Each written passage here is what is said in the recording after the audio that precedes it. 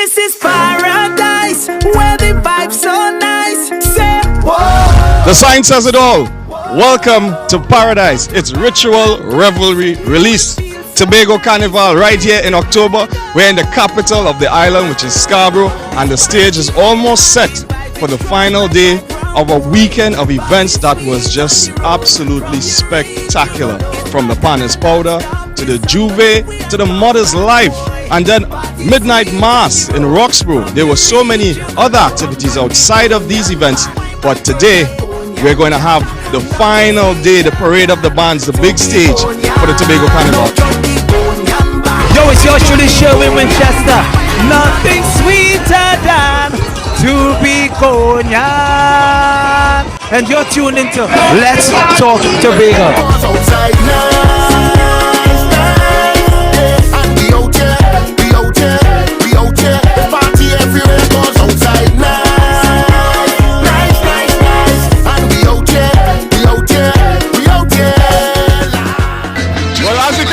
The thing has started. I'm Ryan McCool and you're watching another episode of Let's Talk Tobago. It's all about the Tobago Carnival, and we have an all-access pass, so we'll be taking you through all the bands, all the VIPs, and all the action.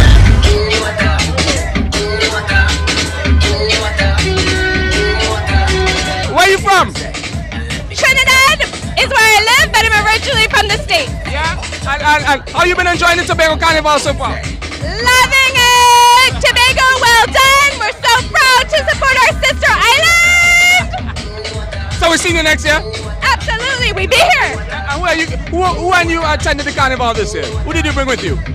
Where's your crew? Where's your crew? Who did you bring with you? My husband's there, and Helen, she lives here for 25 years. She's from England, so it's a small crew, but she knows a lot of people. Yeah? All right, so stay safe. We hope you enjoy. Definitely. All right, thank you! We're here with the tribe, the Sioux tribe. Yeah. Tell me, what character is it? Chief Satan Bull. And this is who? Trinidad! Massive! Authentic or Indian! Weedside!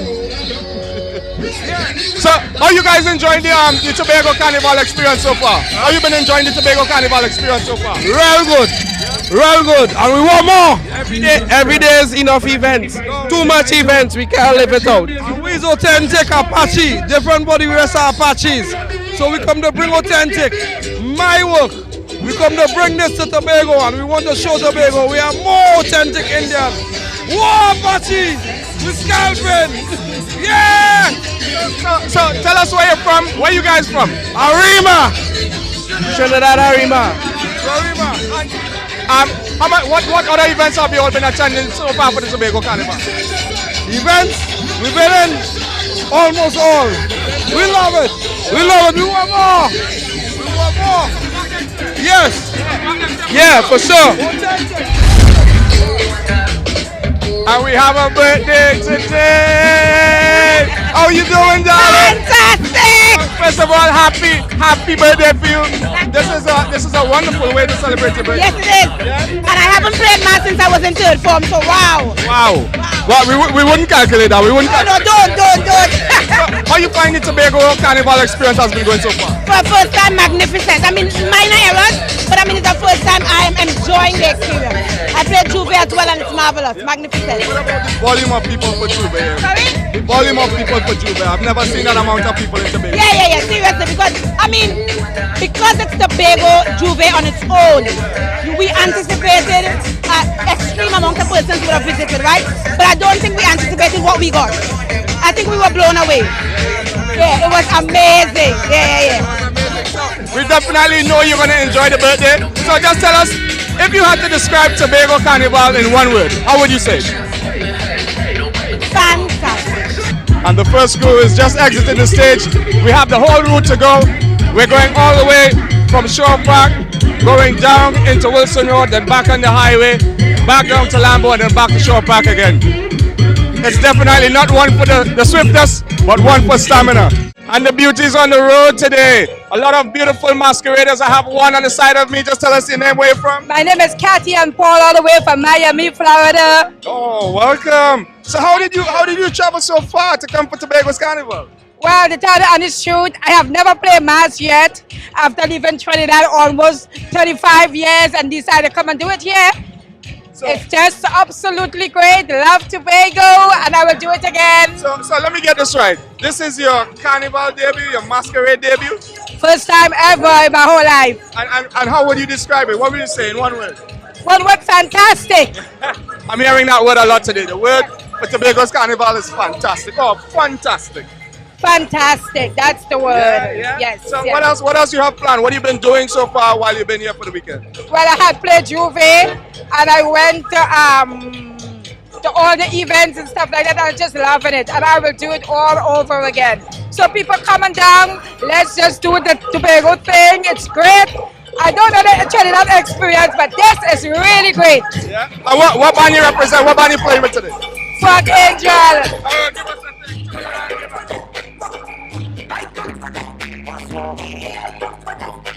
So I'm here with a beautiful bunch, a bevy of beautiful ladies for the masquerade. Look at them, beautiful ladies. I am from Chicago. Chicago? And where your friends from? Where everybody's from? Where y'all from? I'm from Toronto. Trinidad, Tobago. Trinidad and Tobago. What band y'all playing with? We are playing with Fog Angels. Fog Angels, yeah? Yeah? How y'all enjoying the Tobago Carnival so far?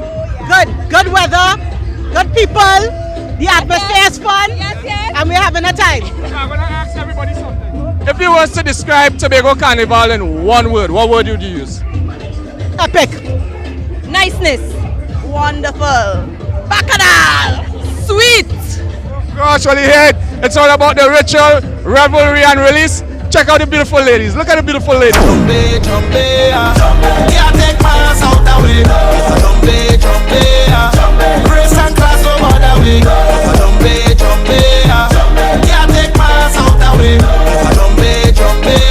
When the spirit free, it's going to be what's up, rum. I can't miss this carnival. Freedom, do what you want. This feeling phenomenal. It's madness everywhere. Just call my name and I'll be there. Hands up in the air. I come in to change the atmosphere. This is Sheldon Blackman, and you're listening to Let's Talk Tobago. Oh yeah!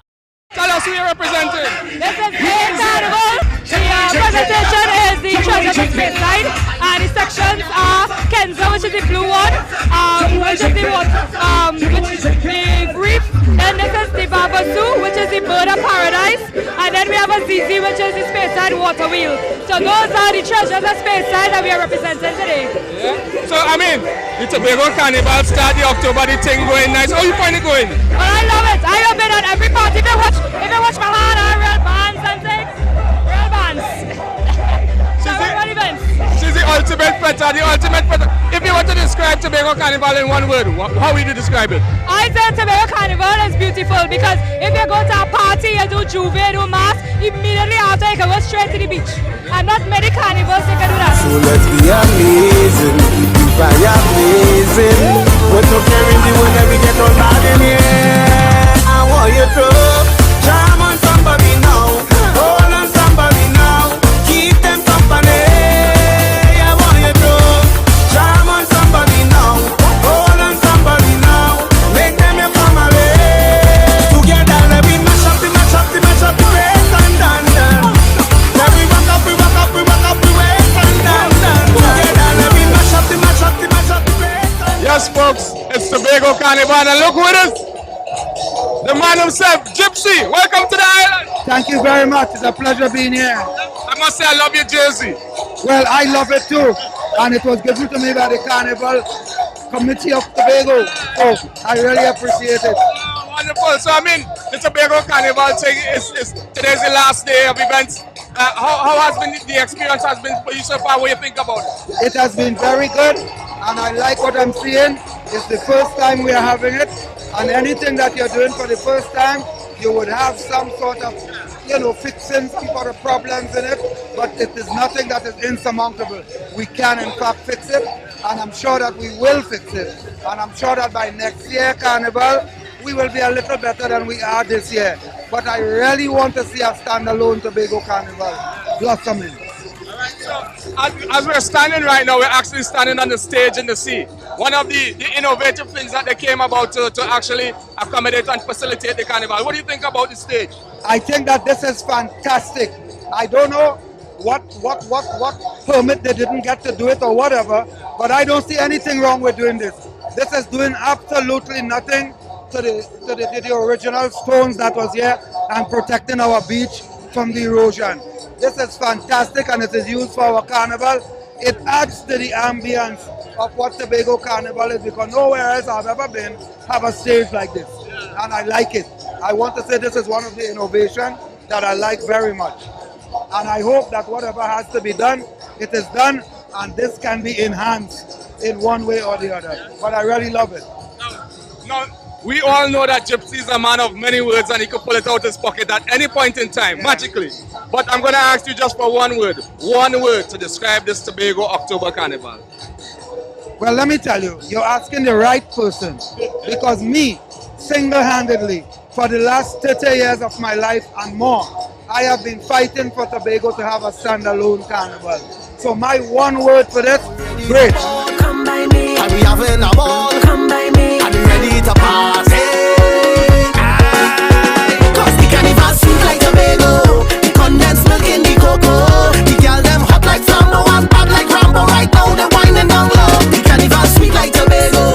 It feel like Yo, Tobago, son of the soil. My name is Devon Stewart, and you're watching Let's Talk Tobago.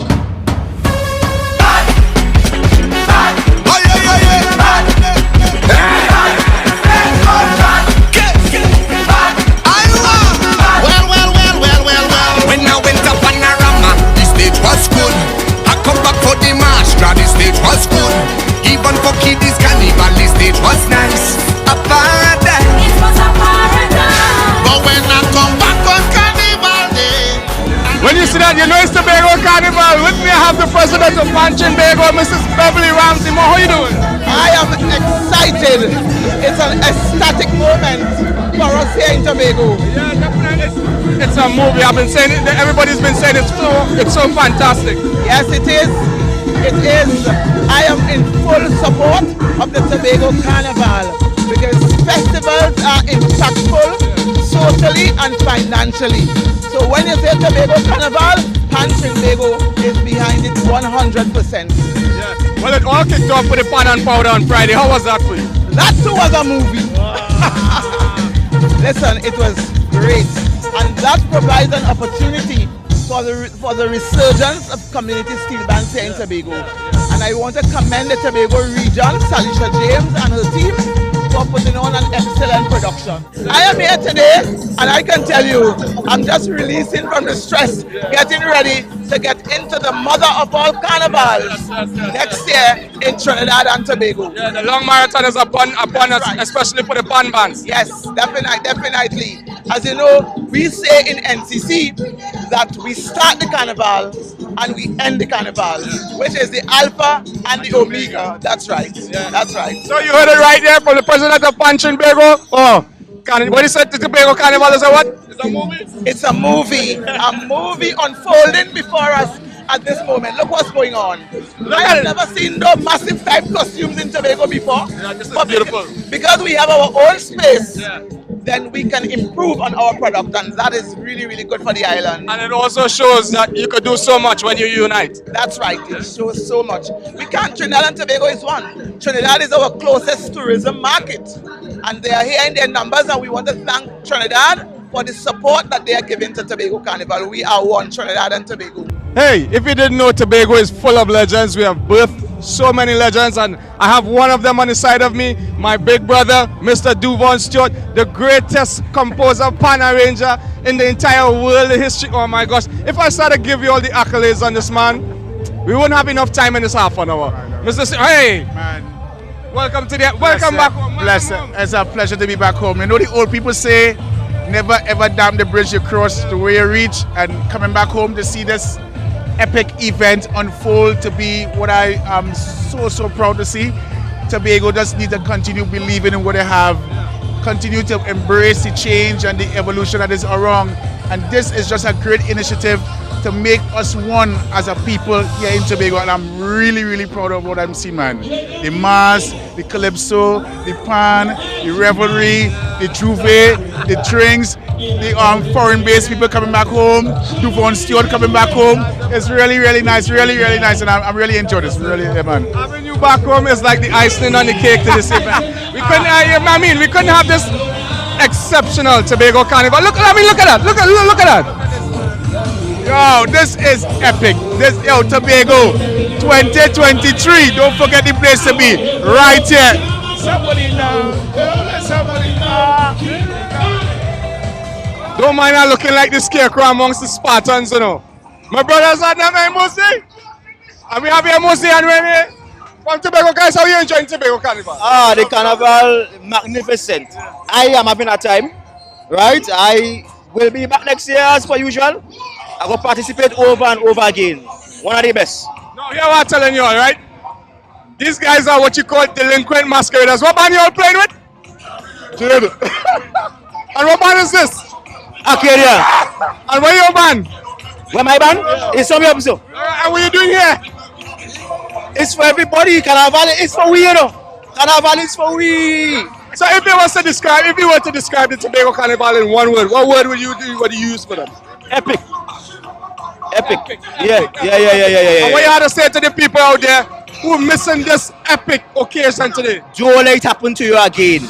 Make sure and come next year to participate and enjoy what we enjoy here. Arcadia, we on! And the stadium we burn! Tobago Carnival, nice!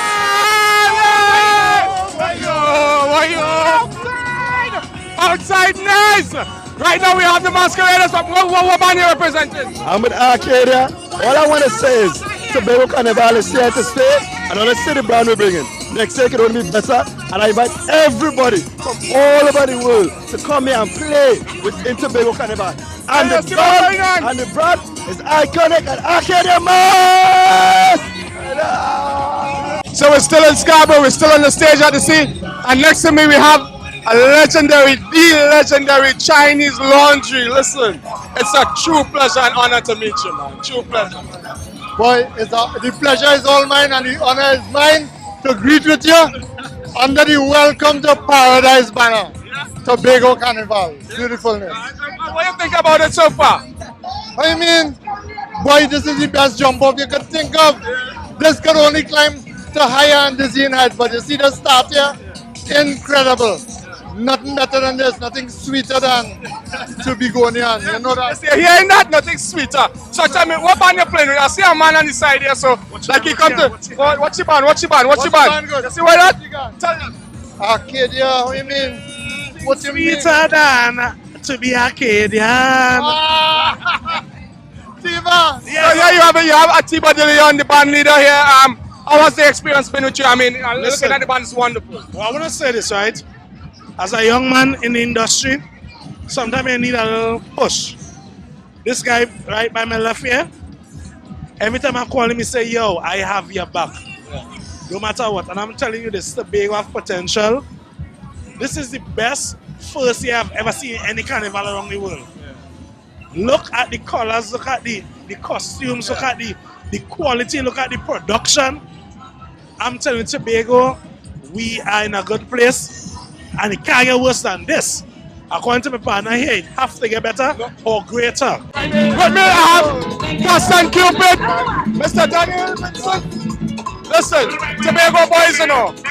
How was the Soca Monarch experience? It was good, you know. I mean, I love the energy that Tobago artists could show that we could do something. You know what I mean? No, I don't have to replace it, but I just love the art from looking forward. And that everybody just come out and go to the work. Tobago artists could put on a good show. And we deserve our show that we play. You know what I mean? We give it out from our bless. And the people, the masqueraders, the costume designers. Listen, they didn't be not perfect. It's our first year, but it's a good start. He looking a little less fat than he was looking last week. He with you hour, extreme hour. He come for 2 weeks. 2 weeks? I give him a quick fix. He got 2 weeks. I wish it was at 3 months, but at 2 weeks could work. So I just died. So I mean, listen, I've been telling people, carnival tips, you know, safety, and of course this requires a lot of stamina. Oh my gosh! And listen, hey, no, come, show on TV too. Yo, come on, you're on TV, you're live. Let them know your name, where you're from. Carrie from Fort Lauderdale. Hey, and she's a returning. Right now, she's a foreigner right now, and she's returning. Tell me, how you finding Tobago Carnival going? Despite the rain, I'm super happy with the support and turnout that we're giving it. So happy. Come by me, and we having a ball. Come by me, and we ready to party. Nothing sweeter than Tobago. Hey yo, this is the actual man here. Our gem, Mr. Sherwin Winchester. Oh my gosh. Blessings and thanks, Tobago, to the globe. Love, respect, thanks. I just, really humble, proud, happy, thankful, and to see this, to see all of this, unbelievable. Just show them the jersey, show them you're proud. Tobagonian, proud Tobagonian. I mean, listen. Tobagonian is like masterly. It really is the perfect song for this season. I mean, the whole creation behind it, and now to see our Tobago Carnival just being an epic movie. I mean, how do you feel about it, now that you've been carrying the flag for so long? Honestly, I believe that the flag is carried by every person, every masquerader, every truck driver, every person, everyone doing an interview, the spectators, the land itself resonating with a pride and a joy. And to see this dream become a reality, look at that backdrop. You're facing the ocean and enjoying yourself. I mean, words can't paint a better picture. You need to see this, you need to be here, taste it, feel it, the aura, the vibe. It's amazing. Yes, sir. Amazing. This is history. This is priceless. This is God bless. This is something that pulls out and tugs at the heart from Papa Nelson, Auntie Rose, you understand? Shadow. So many icons before us had an idea and a dream, and to see we are living it now. And I'm seeing Tobago having its own day. I wish you could experience this, but if you can't, please listen to the song Tobagonian and understand every year from now, she's calling you. She's calling you and saying, come, rediscover her. If you've never been here, come discover her. And remember, this is paradise. We really want to thank you especially for that iconic song, for setting the tone for the Tobago Carnival. We really appreciate everybody who's singing it, and trust me, you know, as the people say, anything sweeter than Tobago spoiled. It's spoiled. So Sherwin Winchester, ladies and gentlemen, it's Tobago Carnival 2022. Peace and love. And there you have it. Tobago Carnival has been an absolute movie. No exaggeration. It's been described as being fantastic, and absolutely epic. It's been ritual, revelry, and released to the highest degree. Some say it's the start, some say it's the beginning, but it's up to you to decide whether it's the start or the beginning of the carnival season. But I can tell you this definitely, it has been a tremendous success. The bands have been wonderful, beautiful, the whole entire weekend, from the Panis Powder to the Juve to the Mother's Life and the Midnight Mass Roxborough. Even to today, the climax, the parade of the bands, has been absolutely amazing. So from all of us at the Department of Information, under the Office of the Chief Secretary, Tobago House of Assembly, of course, we wish you much love. And of course, check us out on Facebook, Twitter, and on YouTube at Tobago House of Assembly _THA. Until next episode, you've been watching Let's Talk Tobago. I'm Ryan McCool, and from the entire crew, much love.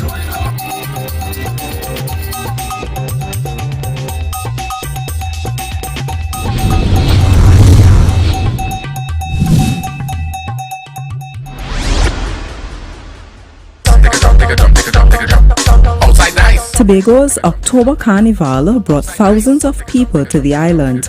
That meant a boost for many businesses, particularly those in the tourism sector. I had a chat with Mrs. Caroline Birchwood James, owner of Cano Bay Beach Resort. She is also the Vice President of the Tobago Hotel and Tourism Association. an organization that consists of over 150 enterprises. I also spoke with Kate Trotman, co-owner of Native Abode and president of the Tobago Unique Bed and Breakfast and Self-Catering Association.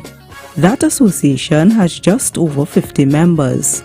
They gave me a preliminary report into how their membership fared during Tobago's inaugural Solo Carnival. Can you tell us what about the occupancy rates for your resort over this Tobago Carnival season? Well, greetings, and as you can see, I'm smiling. We were 100% occupancy, and that is the week before the carnival. So we would say it was a success, and we are smiling. We can pay some of our bills. Now that's great to hear. Now can you give us an idea for the association itself? What about the occupancy rates for your membership?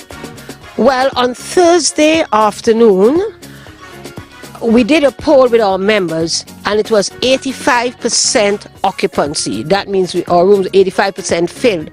And the 15% came from the bigger hotels. They still had space, but that number was rising as we spoke. So most likely we would have had like a 90 or 95% by the time we got to Juve morning on Saturday. We were very pleased. We had 100% bookings and 100% occupancy. We are a 5-room establishment, so all 5 rooms were booked from the Thursday before the actual weekend, and even at this present time, which is the Tuesday afterwards, we still have 60% occupancy until the end of this week. So we did pretty well. The majority of our properties, I would say above 70%, did have 100% bookings, and to date, based on our check, did have that whatever bookings they had at 100%, they actually got them at occupancy, so they did pretty well. Do you think that this Tobago October Carnival would have benefited the tourism sector and specifically the accommodation areas? Well, certainly. Because when you have tourists, you must have events. And this Tobago Carnival, especially the first carnival in the country after the pandemic, well, that would be an iconic event. And yes, it benefited our accommodation sector especially, and our restaurateurs and our vendors as well, our food vendors and so on. It's not just benefiting those directly, but it's benefiting a lot of the spin-off or supporting sectors that feed into tourism, whether it's agriculture, it's your fishing, because we need to provide meals, your grocery stores, mini marts, and the fact that this more than anything else proves that tourism is not just the accommodation sector alone. Actually, tourism is a bedrock for the entire Tobago economy. You think that we should have this Tobago October Carnival as an annual event? Yes. This is about 10 years in the making, There was a committee before talking about the Tobago Carnival, and we did a report. So yes, this must be an annual event, and it must be in October. We have already looked at the calendar of events for Carnival, and we are touting that this is the last carnival for the year, and it's going to happen in Tobago. You cannot have all your events in the dry season alone. Tourists are here all year round. People want activities all year round. Hotels want their rooms filled all year round. We have the Blue Food in October. We have the Tobago Carnival in October, at the end of October. I would say well done, and let's keep that date. Well, the mere fact that we did have 100% occupancy in a time, October is normally a slow month for us, but the fact that we have a major event that brought a lot of persons to the island means that it's something we should seriously consider doing or making an annual event. You would have gotten people's reactions and so from the events that would have occurred. Tell us what you would have heard. Well, people enjoyed themselves. It was a resounding success. Most of what people said was that it was safe. No major incidents. And that is always a plus, especially when you're talking about tourism, you're talking about people and their safety. Most of all, people want to go to an event and they want to know that they are safe, and they want to feel safe. We also want to say thank you to Caribbean Airlines at the last minute, they did a good job and brought people to the island, as well as the Port Authority. They brought a lot of people, extra sailings and so on, and people were satisfied, and everybody had a good time.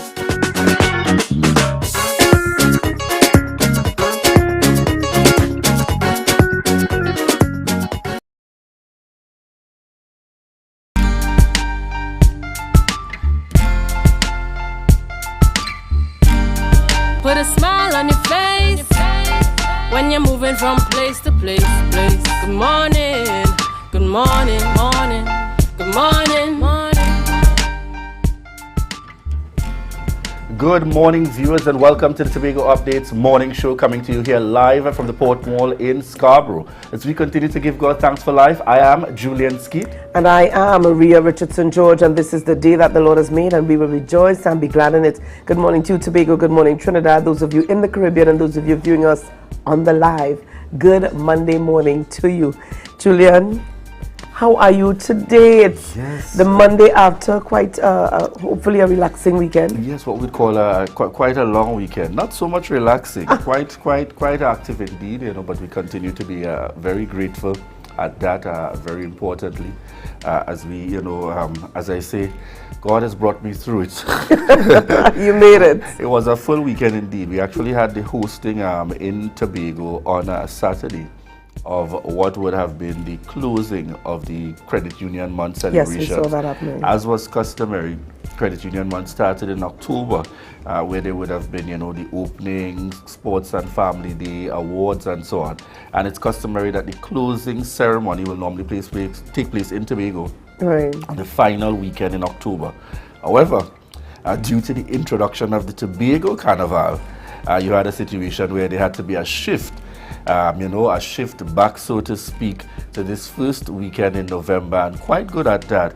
And the closing actually incorporated and included, being hosted by the Tobago Regional Chapter, would have incorporated and including, courtesy calls and so on with the Chief Secretary on Friday before he departed the country, meet and greet sessions Friday evening, and then into what was the final award ceremony, the closing gala and award ceremony, which took place on Saturday night.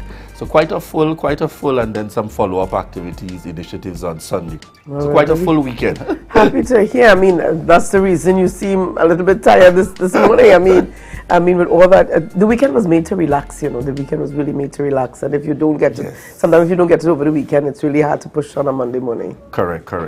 But God is good. We're here to see another week, and we're pushing on through. It is November here. November means that we're getting closer to December, as that Christmas celebration and mood that we are into quite naturally at this time of year. All right, definitely. Most definitely. But we've got the news in 90 seconds coming up. All right.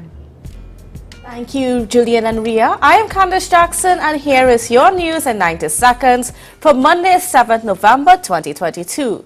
The Bad Rock area in Bell Garden along Windward Road was compromised by recent heavy rainfall.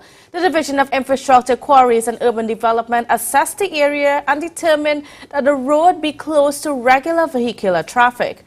All motorists traversing the Windward Road are asked to turn off onto Zion Hill Road opposite the Bell Garden Seventh-day Adventist Church to get around the Bad Rock area.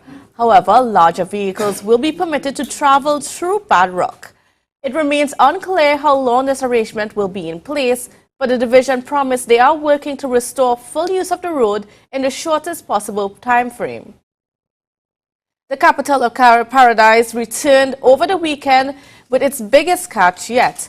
According to a report from the Secretary of Food Production, Natural Resources, the Environment and Sustainable Development, Letitia Charles Panton, the vessel caught over 9,000 pounds of yellowfin tuna and 2,000 pounds of bycatch. This is the largest catch since the capital of Paradise went back into commercial operations in June. So far, the vessel has been on 5 expeditions, each of which yielded a larger catch than the previous one. Carnival 2023 was launched on Saturday, and the National Carnival Chairman Winston Gypsy Peters dubbed it the mother of all carnivals. He said the absence of Carnival over the past 2 years allowed a chance for stakeholders to reimagine the festival and grow it into a stronger, more resilient showcase of creativity and culture. For a successful Carnival, Peters said the NTC intended to work more closely with the regional Carnival committees and called on anyone who wanted to support the organization for Carnival 2023 to partner with it and help it to achieve more. That was the news in 90 seconds. It is back to you, Ria and Julian. Thank you there, Candace. Thank you so much for that. Thank you indeed. Yeah. Yep. But, you know, as well, because, hold on, what was it? She made mention of, you know, the start of things. We saw also a road fatality over the weekend, claiming the life of one Mr. Samuel out of Patience Hill, Tobago. And unfortunately, this is, we were looking here at having lost his brother about 2 years ago. And now his untimely, I don't want to say untimely, but his passing over the weekend. This happened around on Sunday morning down in the Bonaccord area. And I can only speak after his sister, who indicated that she was still coming to terms with the death of her brother 2 years ago and now having to treat with this one over the weekend. So we extend condolences to the Samuel family at this time. Yeah, definitely, you know, in any kind of situation or circumstance, it's tough to deal with. And, you know, we really want to send out condolences to the family. Yeah, definitely. So, Julian, what else has been happening within the Tobago space? Tell us what's been happening. We've seen happening over the course of the weekend as well. It would have been the Laugh Comedy Commerce. It's the Comedy Commerce that took place. And I had a number of friends that would have gone out to attend the events and activities, and from all indications, seems to have been a good show. At least that's the feedback that I would have received. Unfortunately, due to other commitments, I couldn't be. Definitely, I definitely could not be in both places at the same time. So really, again, congratulations and commendations, as has become customary following a carnival season. It's important to have some good laughs, and I'm told that the Comedy Commerce would have brought that forward. But we also saw on Friday, Chief Secretary would have left the country and headed out with a delegation, and I think for just over a week or so, heading to, you know, World Travel Market. And this morning, Ria, interesting enough, that's where we start up with our interviews. Want to give us some insights into the rundown just before we head on into birthdays? Definitely, so our viewers can have an idea of what it is we expect or what's coming up on the program this morning. So chatting with us this morning, kicking things off would be Councillor Tashia Grace Boris. I've got to remember to put in that Grace because it's always on the rundown. Councillor Tashia Grace Boris, the Secretary for the Division of Tourism, Culture, Antiquities and Transportation. And this morning, there is a contingent out there at the World Travel Market. So it's Tobago at the World Travel Market 2022. The Honorable Chief Secretary, the Honorable Fali Chavez Augustin, Chief Secretary of the Tobago House of Assembly and Secretary for the Division of Finance, Trade and the Economy, is also going to be chatting with us this morning on the issue of Tobago being at the World Travel Market. So we get their perspectives. They'll give us an idea of what the feel is on the ground, you know, what they're experiencing, what they, you know, give us an idea of what's happening with regards to that. Of course, we like to know who are the persons there and, you know, so that we'll be able to have some good feedback when they do get back.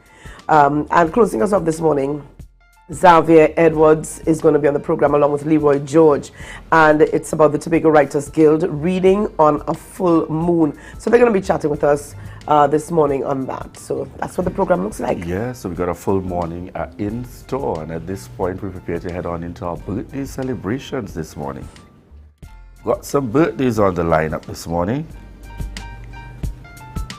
And this is my good friend and brother out there celebrating his birthday today. This is Brian Ashby out of Argyle, Tobago.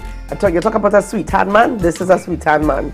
All right, Brian Ashby, birthday greetings going out to you and love from the entire Open Bible family.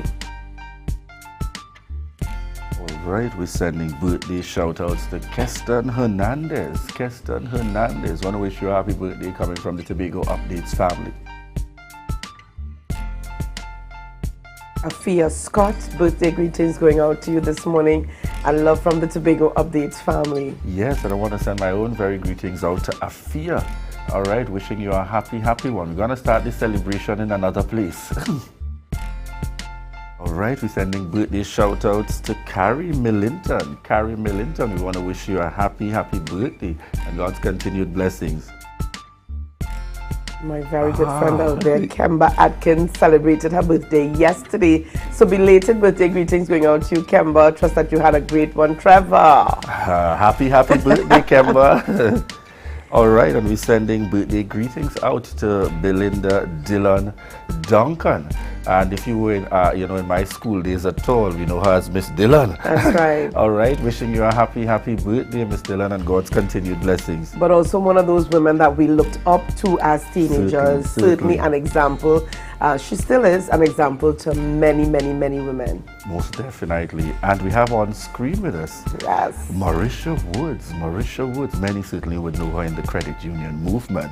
Works out of the cooperative department, and we want to wish you a happy, happy birthday, Marisha Woods. Marisha Woods, love going out to you, and it's all about a South Day, my girl. It's all about a South Day. All right. Julian, this one is yours. Yes, we're also sending birthday shout-outs to, should be known now in the Rotary world as President Josiah Ibrahim. And I want to wish you a happy, happy birthday, Josiah, and God's continued blessings. Met Josiah in the Rotaract and Rotary family, and it's been a dynamic interaction thus far. And we want to wish you a happy birthday. She's involved in a number of areas, but I know she's going to pause, and she would have paused over the course of the weekend to start enjoying her birthday, and it may continue, who knows, into this week. So this is a birthday greeting going out to Josiah. All right, and yes, Chef Richard. All right, and this is Shannon Skeet. And we want to wish you a happy, happy birthday. Some know him as Fresh. All right, happy birthday, he's in the lineup certainly Shannon. in the Skeet family combination, and I want to take the time out from the entire family, Shannon. And the celebrations got started for him on the weekend. Birthday was on the weekend. All right.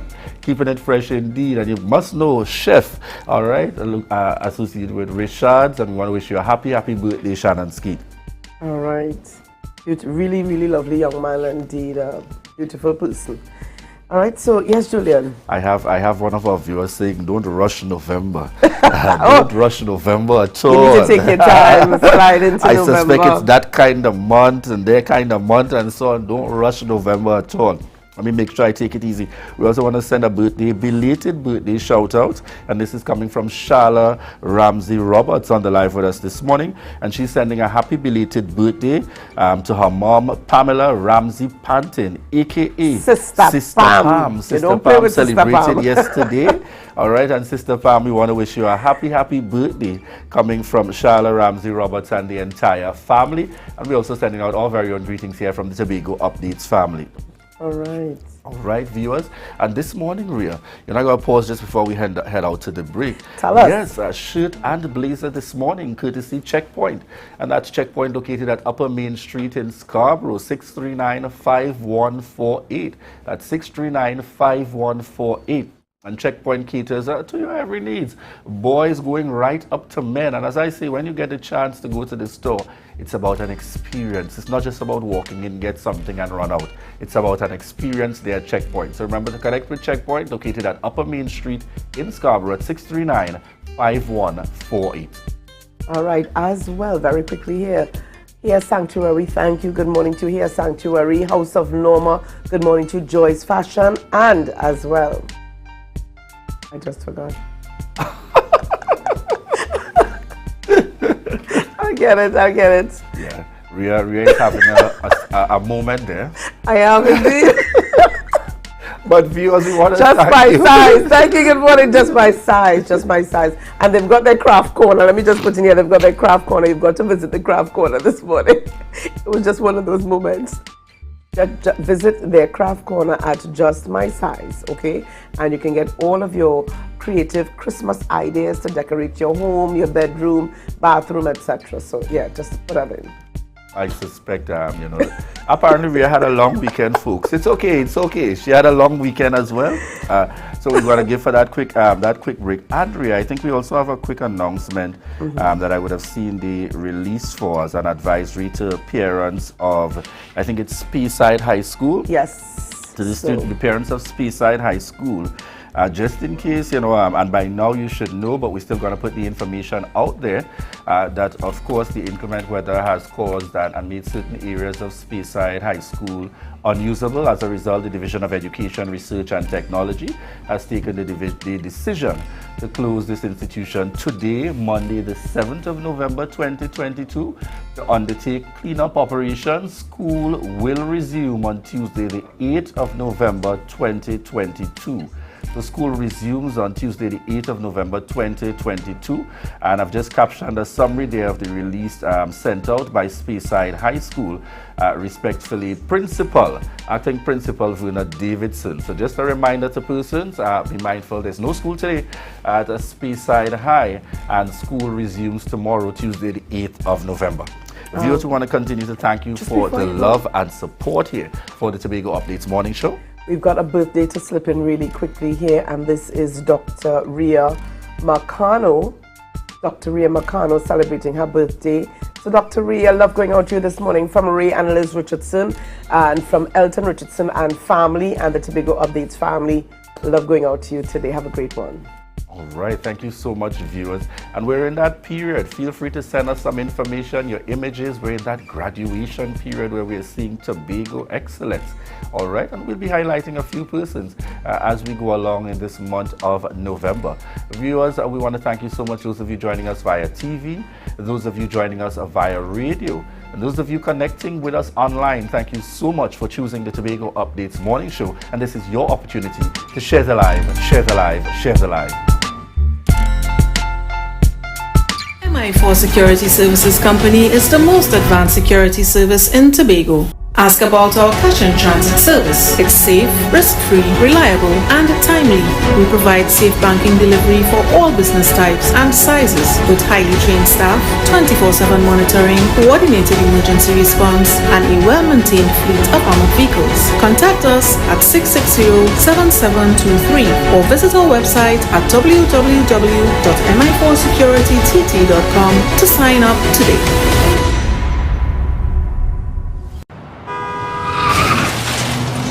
Everybody only worrying. Never ever worry. Don't mind how things looking hard. I tell them never ever worry. If your life can't get damaged bad. I tell them never ever worry. What I'm saying is true. So just consider Tatil is always right here for you. I tell them never ever worry. Don't mind if life make you sad. I tell them never ever worry. If your house get flooded out real bad. I tell them never ever worry. What I'm saying is true. So just consider Tatil is always right here for you. I tell them never ever worry. If sickness catch you off guard. I tell them never ever worry. If times fall on you real hard. I tell them never ever worry. What I'm saying is true. So just consider Tatil will always be here for you. Never worry about a thing. Tatil, where people are people. You know what I mean. Mamai Lakai Home Services. We specialize in cleaning of carpets and rugs, mattresses, living room and dining room sets, vehicle detailing, cleaning and sanitizing of homes and commercial spaces. We also do landscaping and tree cutting, pressure and power washing, floor care, fumigating and air purifying. You can also call us for professional painting services, babysitting and adult sitting. Call us now 333-4430 at Mamai Lakai Home Services. We take cleaning to another level. Oh God, oh gosh, all you catch me. Well, we know it's the Tobago Carnival weekend. So right now, I winding down low to low discounts at American stores. Remember, anything can be yours at American stores. Anything can be yours at American stores. Glass Supplies has been a leading name for over 37 years in the glass and aluminum market in Tobago. We provide an extensive range of high-quality, innovative aluminum and glass products for commercial and residential use. Competitive prices with superior and professional services by committed employees who are guided by rigid quality standards. Tobago Glass Supplies specializes in the manufacture and installation of glass and aluminum products that are essential to today's homeowners and the business environment. We are engaged in marketing, sales, and installation of a variety of products. These ranges from windows and doors to necessities such as mirrors for homes and vehicles, designed and manufactured in-house or imported.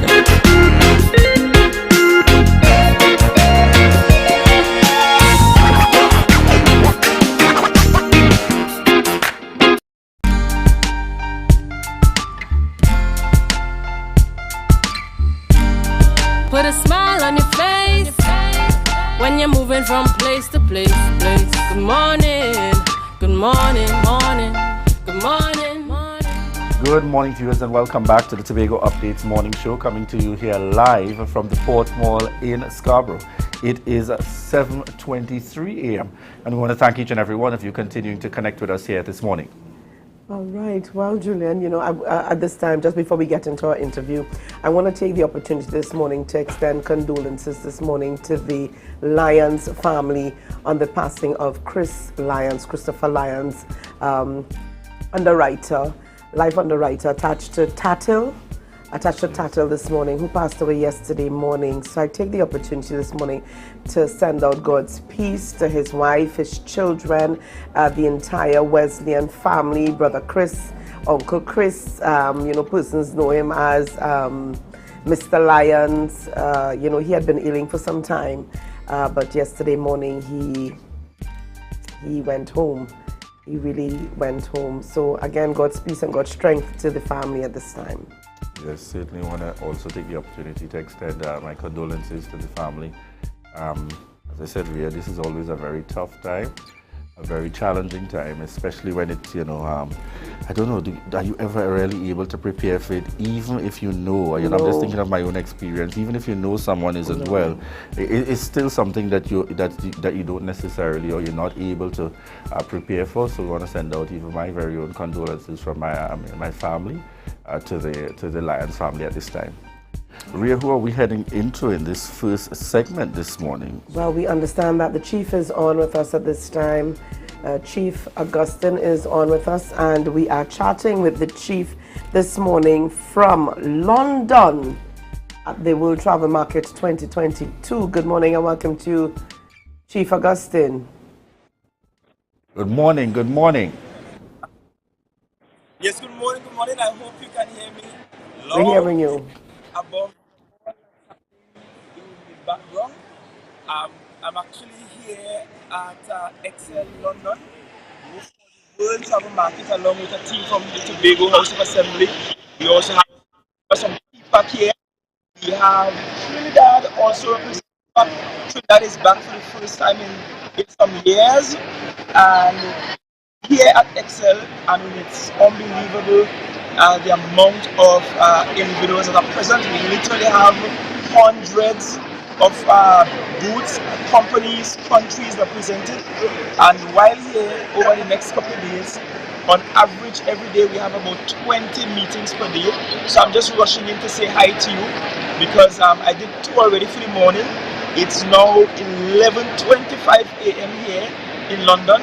I'm guessing you are 4 hours behind at the moment, and we have meetings going on that include the Secretary of Tourism, the Chair of TTAL.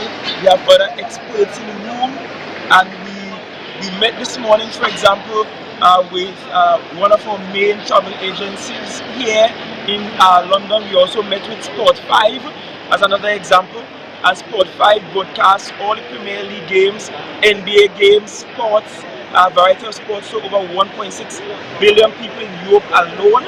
In fact, we were just discussing a short while ago putting Tobago ads up while you're watching your favorite football team. That must be Arsenal, right? Not Man U, but when you're watching your favorite football team in Premier League, you get to see information about Tobago. So it's that those kinds of negotiations that are happening. I am to meet with one of the principals at Apple Leisure Group. That was a group that at one point the country was trying to get to purchase Magdalena Grand, but that fell through. But they are now working with some private investors who are working to build a new hotel around the Kilgreen Bay area.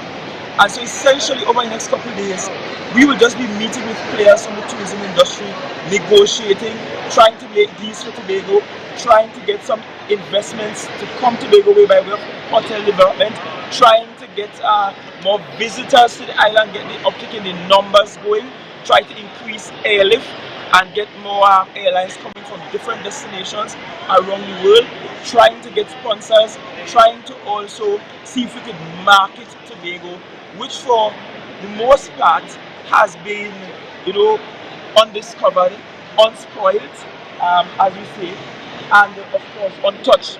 But walk with me for a little bit, just walk with me. And I may not be able to hear you very well, but I'm sure I can show you what the scenes look like all around. So Trinidad and Tobago, in particular Tobago, because we make up the bulk of what's happening here. We are in the area with Latin America and the Caribbean. So Latin America and the Caribbean starts all the way up at Florida and it goes all the way down to South America. So you're seeing different countries in the space, different players. If you turn this side, you get to see we have several pockets of small meetings happening, negotiations happening all around, and this is all Tobago that you are seeing here, all our branding happening here at the moment. If you further up, you see that Trinidad is also here with us, but they have a much smaller contingent. But they are taking their leading from us in Tobago right now. We are here to the island. You can already see hundreds of people coming through the space all over. People coming to get information about the destination. People are coming to see if we could, just get them to come to Tobago. People are finding it quite surprising that Tobago is actually affordable at the moment. It is reachable, and that it's a place that they can get to. And while here over the last couple of hours I'm preparing for this, one of the things that struck me is that for us in Tobago, we have to do something remarkably different. We have to find a way to punch above our weight. Tobago cannot continue to do business the same way it did business over and over again, expecting a different result. We just have to break through, and I think now is the time for us to break through and do something different. It means that we have to push the envelope. It means that we have to do some things that we weren't otherwise comfortable doing. Really seek out new hotel development, room upgrade. We have to work on the standardization of our product and ensure that we have a proper rating system for our restaurants and our bars and our hotels and all of the services that we provide. It also means that we have to find opportunities to bring new players into the Tobago space, because when we do that, what we are in effect doing is making Tobago accessible to the rest of the world. No island stands on its own and remains successful. We are not North Korea, we're not Russia, and we're not Ireland. Cuba is beautiful by all accounts, but Tobago that we represent must become a place that allows for people to transition in and out. And I'm saying Tobago, we can do this. We can actually do this. We can do this. We can create a tourism product that is successful. We can create a product that people want. We can create an environment that is sustainable, one that we're not trying to destroy our greenery and destroy what God has given to us, but that is our best asset. So let's walk with me one more time, because I do have an 11:30 with a company called Peacock. This company that is called Peacock, they have a listing of A-list golfers from around the world, retired A-list golfers as well, and they're interested in making Tobago one of the destinations where golfers from all over the world, A-list golfers. They're talking about the Tiger Woods of the world will want to come and play. And so I'm having a meeting with this company that usually corral them and take them all around the world from Dubai to London. And so we're going to look at what the possibilities are. No doubt, Tobago cannot sign on to everything because a lot of this come at a cost. And so we can't sign on to every deal that comes our way. And what we are actually doing is that from the various meetings, everyone who chairs or leading a meeting will be inputting our notes into a common platform, and then subsequently review all of the notes, look at what the best deals are for Tobago, and move and act on it one time. We have been talking for too long, Tobago. Time for us to get active and to action some of our plans as a tourism. So come on, let's just take a walk through what is Tobago Beyond and of course Trinidad.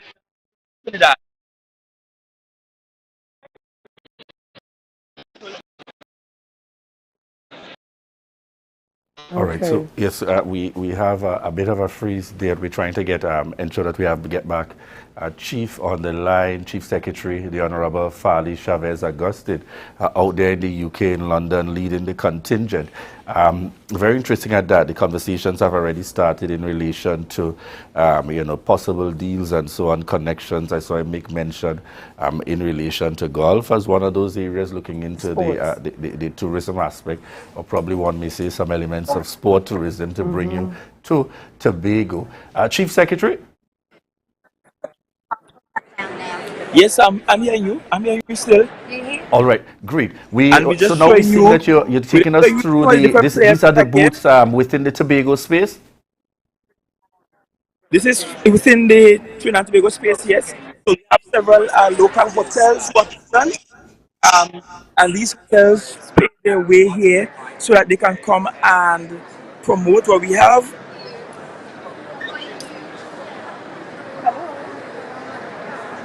We have classic tours and others down in the back. Some of our partners.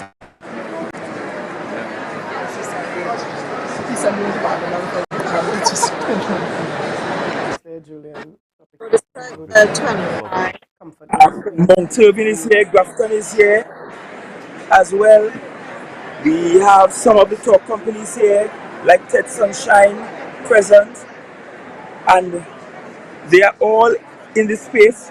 Oh, and Ted Sunshine, these are the guys who are doing the Elephant Tree development project up at Roxborough in Argyle. I'm sure you saw their development, the building work has started, the ground earthworks are ongoing as we speak, and they have already started selling their packages. And then we could take you all the way down. As I'm saying, several small things happening all over as we negotiate, we engage. I'm just going to show you in the room where the executive chair of TTL, Ms. Edwards, and a team, they are discussing at the moment low season travel, meaning outside of the winter season, which is when most foreign visitors tend to travel. They are now discussing how we could get people in the low season time. So let's have a peek into the room.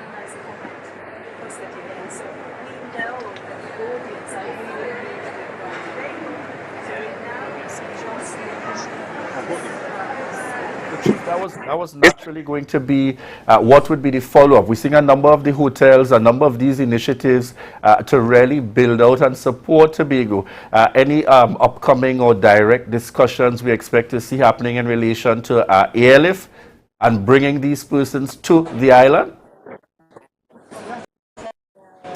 Yes, and actually I have two sets of meetings with BA. One today, and today I meet with British Airways Holidays and how we could use their platforms to market Tobago. Tomorrow I meet with the head of BA to look at the actual airlift itself, how we could perhaps increase the numbers for the airlift. We also will be meeting with JetBlue while here to see if JetBlue can also bring passengers to and from the island. We are meeting with the Scandinavian Airlines and an agency that corrals people from the Scandinavian region. I don't know if you recall, that one time Tobago was up at about 88,000 visitors per year. Most of that came from the Scandinavian region, and we're about to enter that market.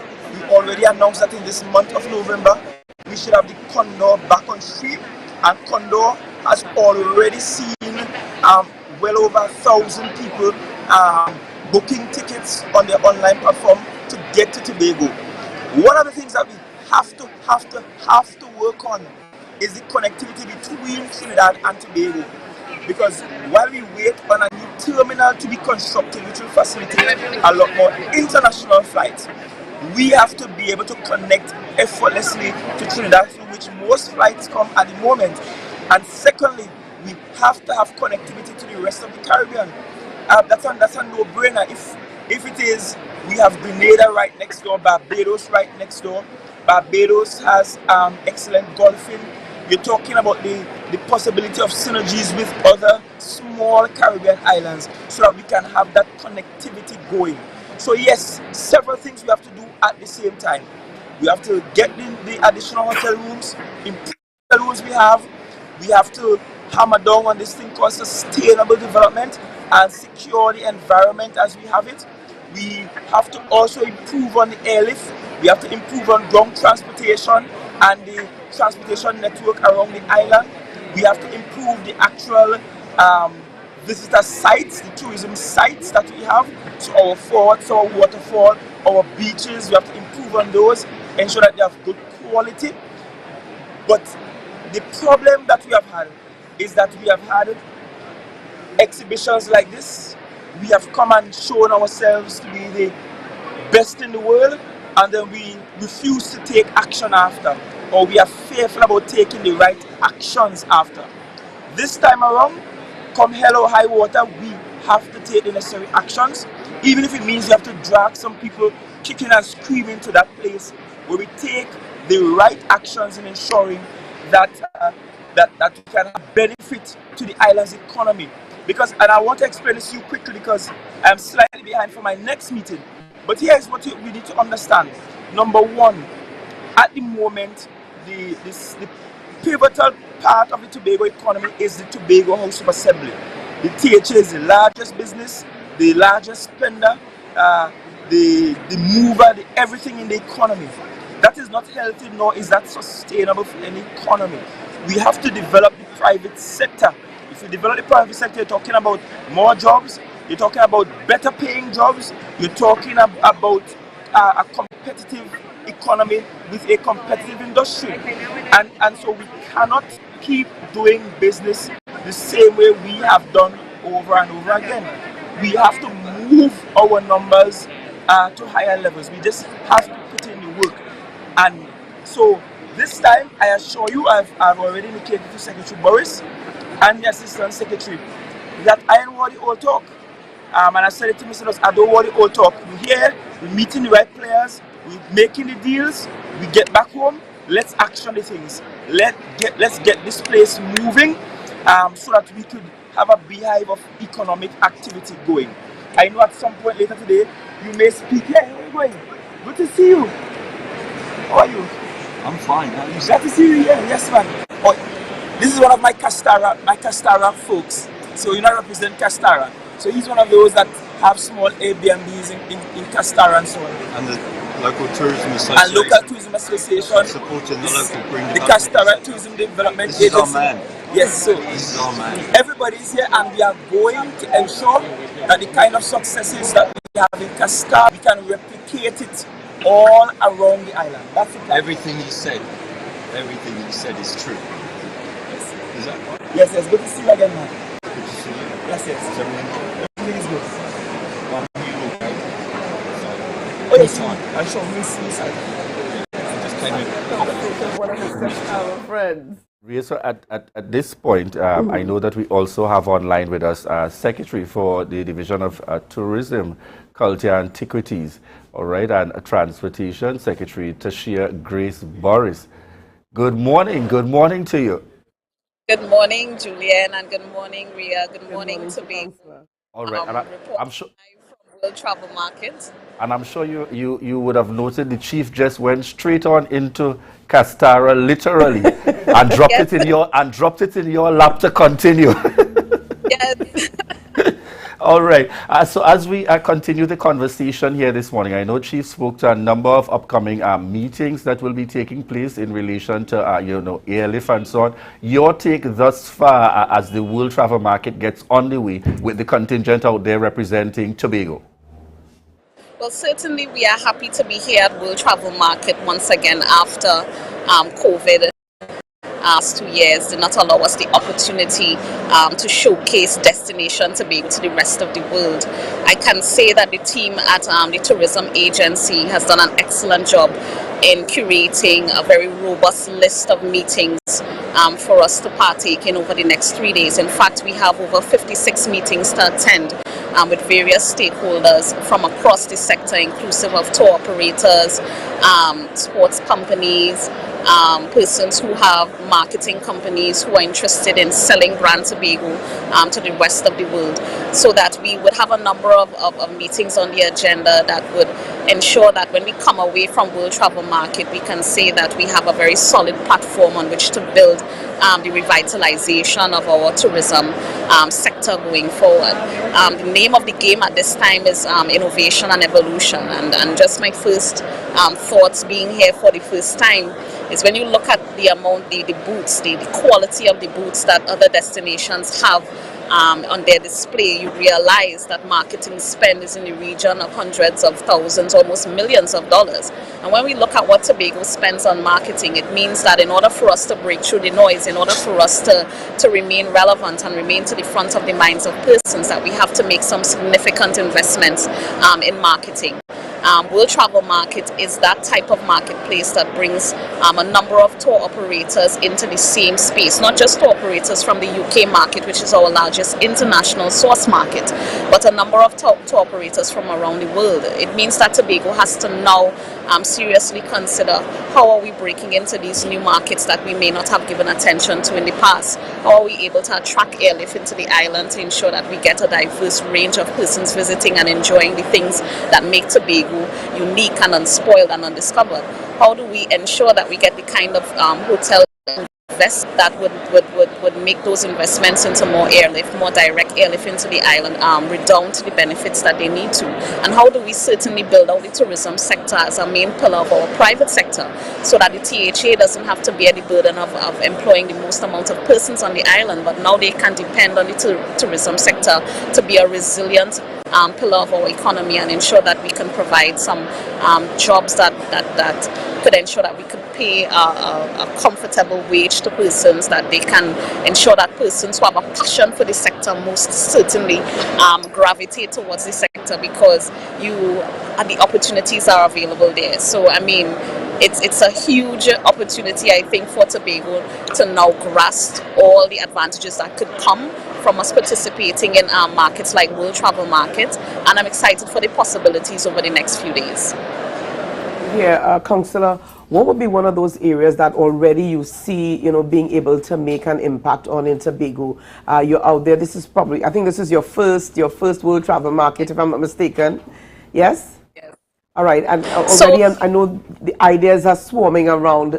When you look at what you're seeing out there, what is one of those changes that you think you can be one of the immediate changes when you get back? To be honest, one of the things that has been on the radar, and this conversation started happening before World Travel Market, because I had attended a number of Caribbean and regional fora where I was in the company of other ministers of tourism, and some of them are here representing their various destinations. And one of the things that they have indicated that they want to sign on to immediately is selling the Caribbean as one destination. So they talk about multi-destination tourism, and that is something that Tobago could begin to benefit from, because whereas we don't have marketing spend in the region of Grenada, Jamaica, or Barbados. What that multi-destination sell does is that they sell the Caribbean as a region. So now we benefit from the marketing spend that is being put out by other destinations. So Jamaica is selling a Barbados, a Grenada, a Tobago. Barbados is selling a Tobago, a Grenada, St. Vincent. So that it's really on the regional agenda, and I think that we need to cement those types of relationships, because what it does for small island states like Tobago that depends on tourism is that other destinations that are more mature in their marketing and more mature in their advertising and branding are now saying that we want to help our Caribbean neighbors, we want to help our brothers and sisters to be able to get out there and to be able to punch through all the noise that is taking place in other regions of the world, because the Caribbean has to understand that we have to start to compete as a bloc and not necessarily as individual islands, because we're competing against destinations in the Pacific, we're competing against destinations in Asia, we're competing against destinations like Hawaii, for example. And when we look at what we can do individually, it's not as much as if we can get together and collectively sell the Caribbean as a region. So some of those discussions involve the possibility of a single entry visa, for example, and that has to lie at the level of CARICOM heads. But it's something that is always being discussed at the level of the regional agenda, and it's something that is critical for the survival, I think, of our tourism destinations as a whole, because one lesson COVID has taught us is that we are stronger together and we are weaker apart. And the reality is that being one of the last destinations to open, Tobago had the opportunity to see what worked for other destinations and what didn't work so well. So I think what we need to do really in Tobago is take from these experiences the lessons that the other islands have taught us in terms of how they have begun to open their destinations and begin to build out resilience in the tourism sector. We need to also incorporate some of those strategies at the local level, so that build out internal resilience for the sector. Certainly we have to target our marketing in such a way that we take advantage of having a large domestic source market next door in the form of Trinidad, but also take advantage of a regional market that we've never really exploited before.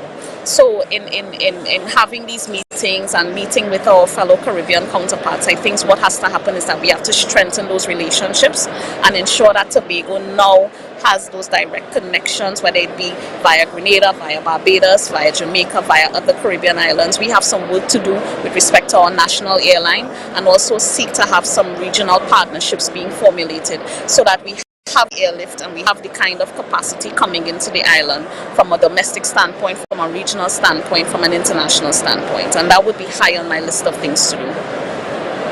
Secretary, I wanted you just again, by way of information, based on what would have been outlined by the Chief Secretary and yourself, just give us an indication. We know that the Chief is leading the contingent and the delegation, and he showed us a number of Tobago hotels. Just give us a broader idea in terms of the representation out there, the various sectors here in the Tobago space that are represented as part of the Tobago contingent to really strive to achieve this impact this time around in 2022.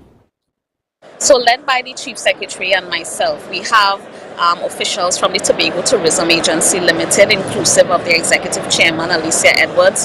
There's their marketing coordinator, their communications personnel, their marketing personnel. We have some key representatives from our UK marketing offices or marketing agencies that we have partnerships with in the UK. So we have those representatives as part of the delegation. We also have a number of representatives from the hotel sector. We have Mr. Chris James, who is also a director on the board of TTAL. He's also here representing the Tobago Hotel Association. We have Mr. Greg of 10 Sunshine Tours. We have officials from Comfort Suites Inn. We have officials from Tropicus. We have officials from Coco Reef and Magdalena. So we have representation from the major hotels that we have on the island. We also have Mr. Trevor Akan from the Incoming Tour Operators Association. We also have officials from the Tobago Performing Arts Company who will be representing that cultural element that we always bring to World Travel Market, and we always score huge points with the crowds in terms of the cultural offerings that Tobago has on show. So we have a drummer from the Culture Department, Division of Tourism.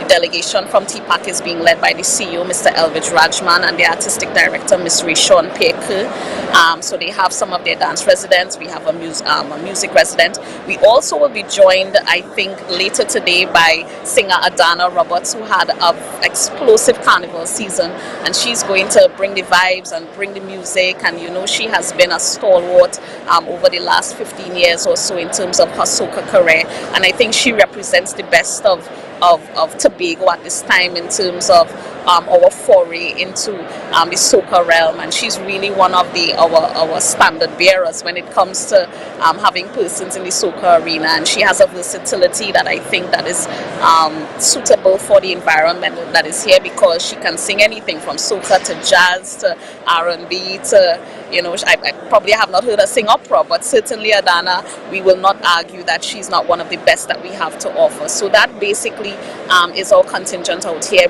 really kind of showcasing the best of what Tobago has to offer on all fronts, in terms of accommodation, in terms of tours, in terms of culture and heritage and entertainment.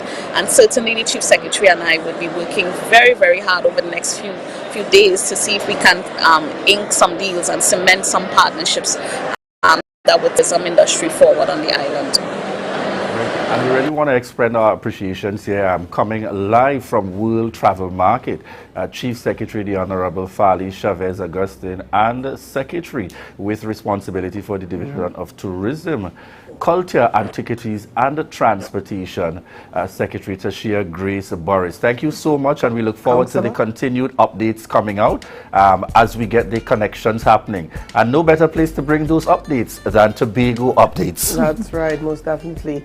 And lots happening there, but I think our viewers really appreciate the live coverage from out there at the World Travel Market. We could probably hire the chief to be our roving reporter, because I think he did an exceptional job, taking us from booth to booth, showing the people, showing our viewers what was happening in the background. A really extensive report, analysis. I loved it. I really did. And I think indeed the follow-up is so critical, and I was happy to hear that being reinforced by the Chief Secretary as well as Secretary in terms of, they're out there now.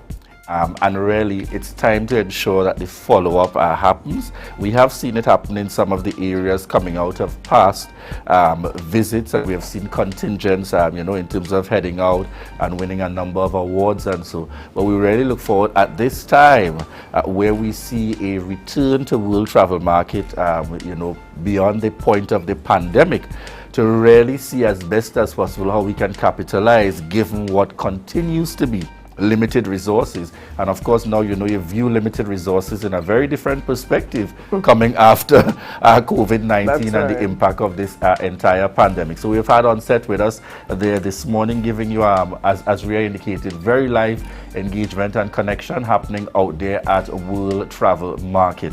All right, and Ria, who do we have coming up next in the mix this morning? Well, we're heading over to some entertainment, Julian. So we're going to be chatting with Xavier Edwards and Leroy George. Somewhat entertaining, yes. They're going to be chatting with us on reading on a full moon. They'll tell us more about it. I'm particularly curious here, reading on a full moon.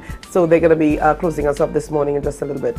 All right, so we want to thank you very much, viewers, for your continued love and support and for choosing the Tobago Updates morning show. Stay tuned, folks. We got more in store for you. But this is your opportunity to share the live, share the live, share the live.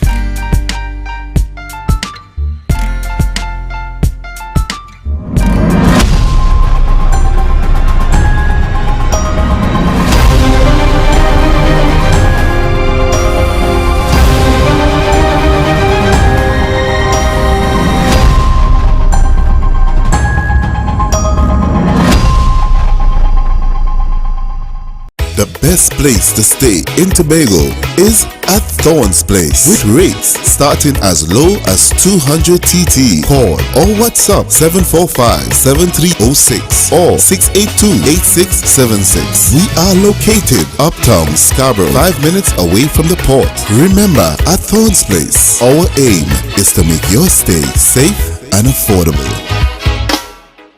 Coconut's Cafe, the buffet restaurant that specializes in all your tasty local dishes for breakfast and for lunch. Breakfast includes coconut bake and sada roti served with chokers, bull joil and sausages in tomato sauce. Not forgetting beef and cheese pies, shepherd's pie, macaroni pie and rice in various styles. Meat served in a variety of flavors, garden salads and pasta salads.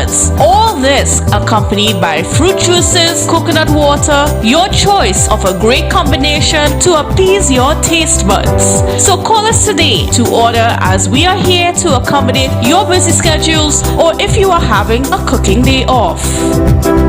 You can now get whatever you need whenever you need it anywhere in Tobago with Tobago. Your meals, medication, groceries, and shopping all delivered directly to you. No more hassle, no more stress. Get the Tobago app today on Google Play or Apple App Store. That's TAPPOGO, and let us deliver to you. Check our website at www.tapogo.app or call the experts at 494-TOGO and 484-4746. Tobago. Relax. We will get it to you. Tobago's at your service.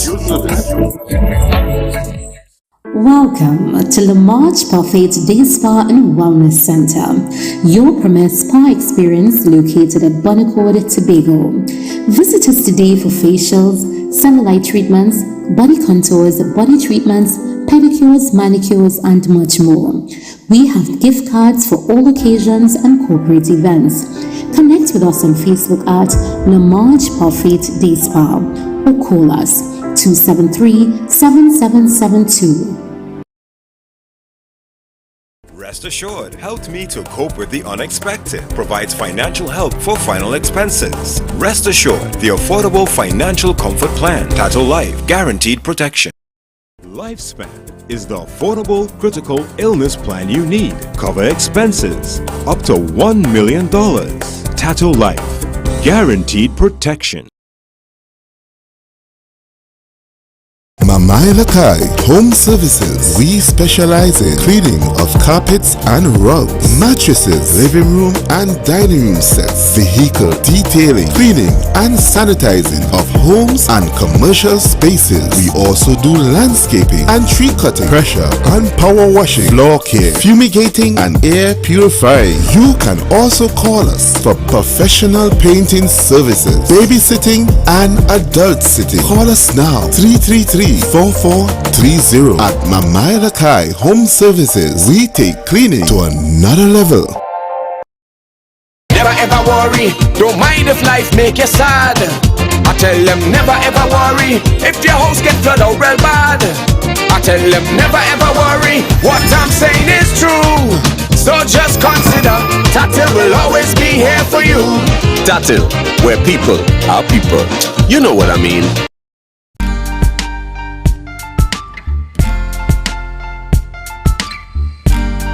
Put a smile on your face when you're moving from place to place. Good morning, good morning, morning, good morning. Yo, viewers, welcome back this morning to the Tobago Updates Morning Show. We are chatting this morning with Xavier Edwards, who is the president of the Tobago Writers Guild. Along with Xavier this morning, we've got Leroy George, PRO of the Tobago Writers Guild. And this morning, the focus is on reading on a full moon. Gentlemen, good morning and welcome. And greetings to everyone tuned in. Greetings, Mrs. George. Thank you, Mr. George. That's right. Now, I'm really happy to have you gentlemen on with us. Now, Xavier, I'll be honest with you. When I saw your name, I just saw entertainment. I didn't think anything about Writers Guild. My mind didn't go there. I just saw entertainment. Leroy, I'm particularly surprised that you are in this arena, but you guys are going to tell us more. What is reading on a full moon about? Reading on a full moon, it's going to be a harvest. It's going to be a harvest of bibliographic and logographic vibrations, cultural, historical, and it's just ripe right now. Everybody come out of COVID. We're getting accustomed to being out there right after the Tobago Carnival. And we brought it as a sample of what we have to offer tomorrow. That's at 5 p.m. We're starting at 5 p.m. We're going to be finished by 8:30 p.m., right? And we have a sample with one of the artists, our president, the president of the Tobago Writers Guild, Mr. Xavier Edwards. He's going to be giving you guys an example of what you're going to be experiencing. You're going to be experiencing Tobago's best writers and their works, both written works, songwriting, etc., and so much more. We have even artists that do poetry, like one of my favorite classmates, even more favorite than Julian Skip, Miss Ascala George. She's going to be doing some of her Cleon McPherson, Xavier Edwards, David Rajit Singh. We have Earl Lovelace. Not Yeah. a lot of people know, but Earl Lovelace is a Tobagonian. Yes, he even attended primary school right here in Tobago. You're I'm putting not the too information sure. out there, man. Go ahead. Yeah, it's I'm not too sure important. if it was Scarborough Methodist or if it was Mason Hall, but I know one of those two primary schools he attended right here in Tobago. And just in case any of you guys don't know who Earl Lovelace is, you guys remember the Dragon Can Dance? It was, you could read parts of it in the Guardian every day for a while. I read it, the entire thing. That was back like in 2004 or so. It was wonderful, it was exciting. Earl Lovelace, he also did a lot of shows that a lot of his written work went on to become movies, etc. That's So he's right. going to be there also. It's going to be really exciting. Yeah, But we have for sure. our president, Mr. Xavier, also to tell you more. No, you say Xavier, and I say Xavier. Which is it? Xavier, Xavier, which is it? Xavier. Xavier. That's what my mom calls me. So Well, that's what I've heard. But you know, that's what I've but heard. I'm not attached to either one, you know. Okay, all right. All would. Good. So tell me a little bit here now, Xavier. In fact, tell us first of all about your role as the president of the Writers Guild. Well, for those of you who know me in the entertainment and artistic space, I actually got my start at Tobago Writers Guild. So my presidency in this time is really me just honoring what they did for me by giving up my time and my service. And you know, I'm just infinitely grateful to the elders who helped me along my path, who helped create spaces for creatives like myself who are involved in music and poetry and spoken word and authorship to have an avenue to express and an avenue to learn and exchange from them. So I'm just doing this is my service, but it's a service I love because there would be no Xavier without Tobago Writers Guild. So, you know, I appreciate What was your my first time. piece, if you can think so? My first piece was actually a political song in 2015. Right. It's so funny because like the only reason I wrote it because I'm not actively involved in politics, at least not from a partisan place, but I'm very much involved in the concept and active work involved in change. So my mom was running for elections in 2015 and you know, I was like, I'll just write this song to support her in her mission. And what was that song? It was give the people what they need, give the people what they want. Just finished college, got a degree, came back home to get a job, went to the office to see my MP. Couldn't surprise me that he asked me, young man, are you RED? I'm like, nah, I'm XAV, but I ain't got no problem with the UNC or the PNM or the TOP. Could you please ask me? Well, sir, I'm sorry, but you can't party unless you join the party. Something like that, but you know, back in that time I was heavy into hip-hop, so me and Wade Root, another member of Tobago Writers Guild and member of the executive, we co-wrote that song, performed it at the Guild, obviously with an alteration, you know, fitting for the space. That was a literary affair. And you know, we've not looked back since. You know, I've never looked back, you know, with my creative career since that point. I don't know, that was 2015. Now we want to know what you have to offer this time. Yeah, so well, since then I put out my album, and most recently, over COVID in particular, as you listen to the first song, you know, I was kind of involved in hip hop as a culture, but over COVID, I really dig into myself, my culture, my people to find a sound that was more reflective of I like the how time. no, you didn't say song NG, you said sound MD. So would this suggest a different genre of... For sure. Okay. For sure. I think Tobago is currently in the process of carving out a sound. We already have, I would say, a literary signature. We have some amazing writers and they've done notable work, you know, Missy Meggins, you know, Reginald Times 2, you know, like so many notable writers I could go on, but both in the elder space and the youth space. You know, one of our youngest members published, I think she was 6 years old the other day. She's a member of the First Mic. However, in the music space, I do not feel as though Tobago has carved out a sonic signature that we could say, yes, that is the sound of Tobago. What would you say currently exists? I would say a melting pot of soca-esque, Trinidad reggae-esque dancehall interpretations from a Tobago space, but you know, the identity issue with Tobago is bigger than the sound, but the sound is just one of the manifestations of that identity challenge that we as a people are working towards overcoming now, and I'm just doing my part. All right, now we're going to be closing up the show this morning with your sound, with you performing this new sound. But I want to ask Leroy here again, remind us this morning of what we can expect for the moon. Reading on a hunter's moon. You know, reading on a full moon, hunter's moon. It's a special type of full moon. You know, they have different names for all these full moons because, you know, celestially these things affect us. I mean, if the moon affects the ocean and we're 70% water, you know, it affects us too. So it's important along our journey to figure out how some of these things play into our day-to-day. So at a full moon time is a very powerful time. So you know, you want to be present to hear those powerful readings, powerful poets, powerful spoken word pieces, powerful songs. All right. 5 p.m.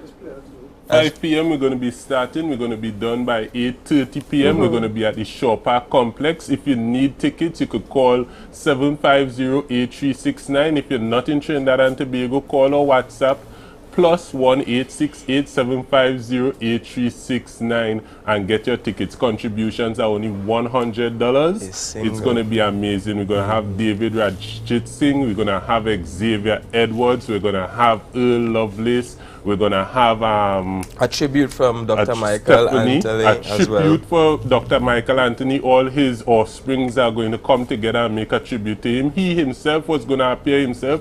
He's in his 90s. It didn't work out quite like that, but he really is going to be there with us in spirit. And as Mr. Xavier said, we chose the full moon for specific reasons. There are real energy, gravitational pull of the moon on the earth, etc., that would make sure that this particular event is not just a success, but that it really helps to create a higher vibration, a higher frequency in the space when we celebrate the literary works of the Tobago writers, like our president, Mr. Xavier Edwards, and so many others. I hope I didn't miss any names out there.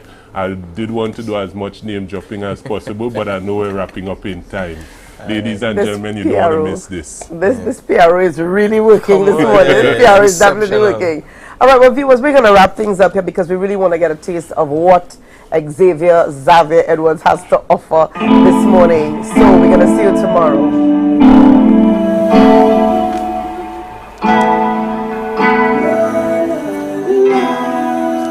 So let me tell you where we come from, Trinidad and Tobago Islands. And we not even Jamaican, but the dancehall scene, yeah, we shut down. And everything ain't irie, but in a minute could get real scary. Say everywhere we go now, say missing people on the news, and the boy them on the floor now. Blood running, can't stop it, flow. Boy gunning, small rocket, whoa.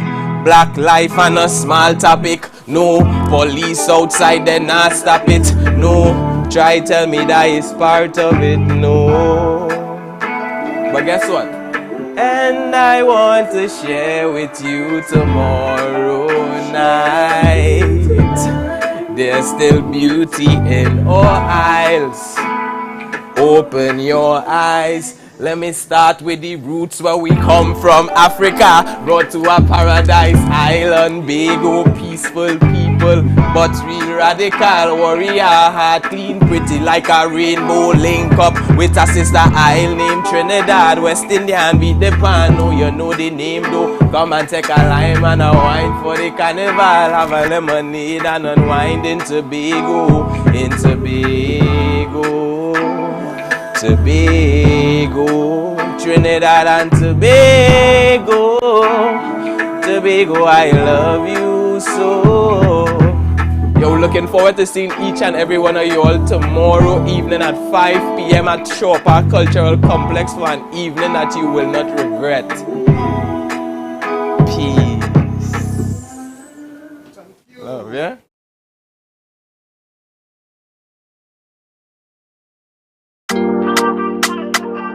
Yeah. Hey. Tobago up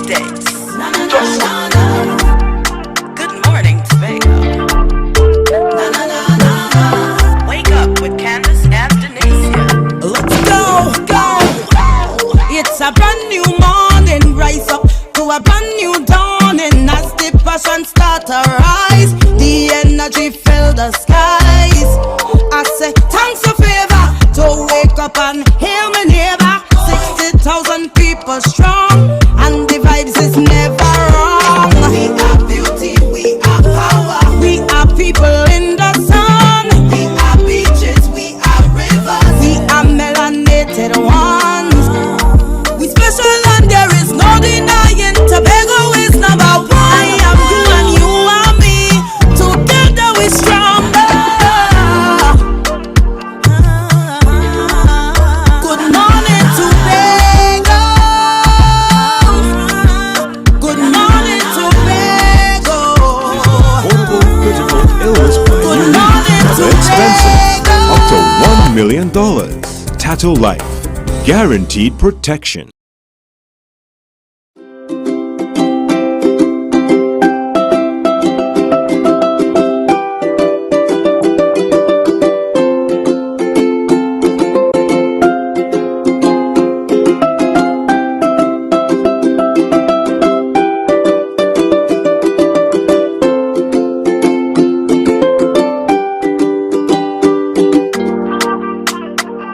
Yeah. Hey. Tobago updates. Good morning, Tobago. Wake up with Candace and Denasia. Let's go, go. It's a brand new morning. Rise up to a brand new dawning. Welcome to Good Morning Tobago on Tobago Updates, your source for current affairs in Tobago, Trinidad, and the region. With the perfect conversations to complement your morning routine, I am Candace Jackson, and let's get started with the news in 90 seconds. The Bad Rock area in Bell Garden along the Windward Road was compromised by recent heavy rainfall. The Division of Infrastructure, Quarries and Urban Development assessed the area and determined that the road be closed to regular vehicle traffic. All motorists traversing the Windward Road are asked to turn off onto Zion Hill Road opposite the Bell Garden Seventh-day Adventist Church to get around the Bad Rock area. However, larger vehicles will be permitted to travel through Bad Rock. It remains unclear how long this arrangement will be in place, but the division promised that they are working to restore full use of the road in the shortest possible time frame.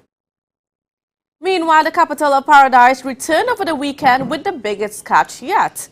According to a report from the Secretary of Food Production, Natural Resources, the Environment and Sustainable Development, Letitia Charles Panton, the vessel caught over 9,000 pounds of yellowfin tuna and 2,000 pounds of bycatch.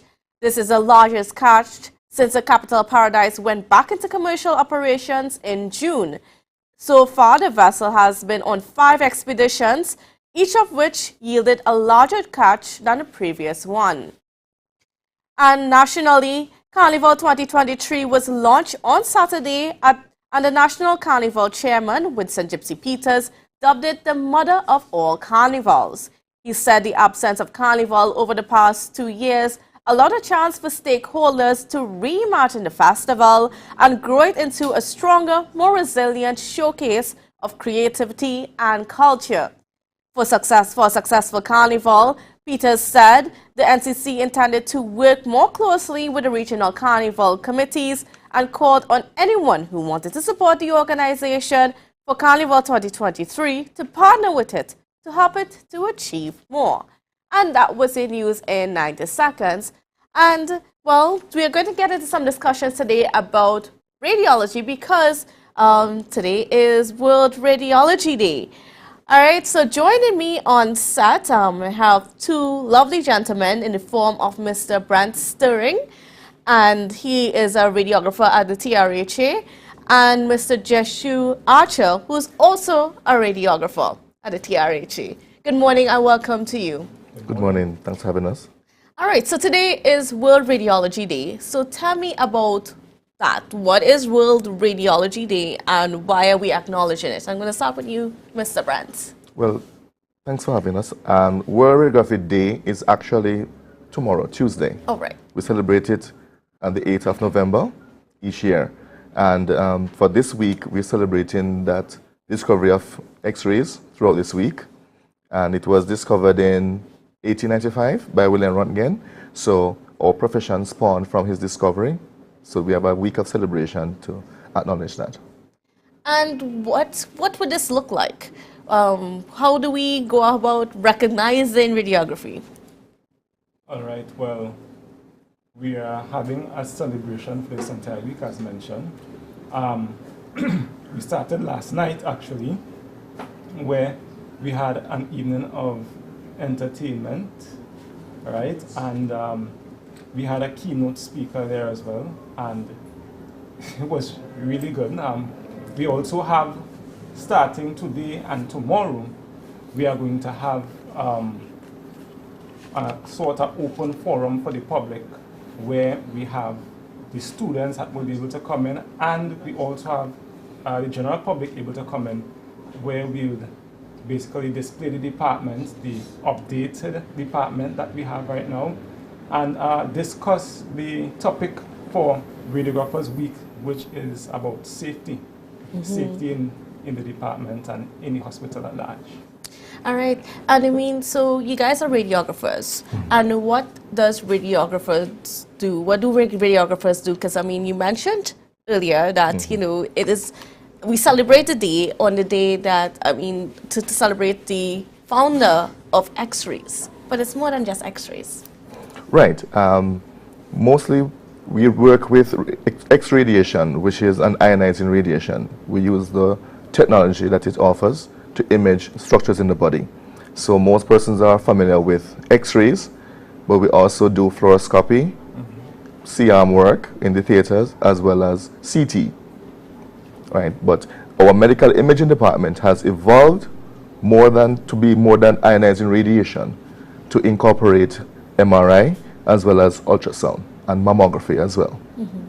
Now, Jeshu, you also mentioned that we have some new, like the department has grown, and there's some new equipments and some new services that are being offered. So what are those? All right, well, currently we're expanding the department because we've realized that the public demands a lot from us. So ultrasound, I know a lot of people will be happy to hear that, ultrasound is expanding, right? So we're adding a third room so that we can have a faster... And this is at the hospital? At the hospital, a faster patient throughput, right? We have upgraded equipment, right? We have, one of the newest additions to our equipment is our new portable machine, Direct Digital. Obviously, it's on the cutting edge of technology, and we get really, really good images. Giving you also, doing it as well with the minimum amount of dose necessary, right? So we have that. And for those viewers who are listening and don't quite understand what you're talking about, you know, at dose, can you just give a little bit of an explanation? All right, so when we say dose as a radiographer, we're particularly talking about the amount of exposure to radiation that the patient gets, right?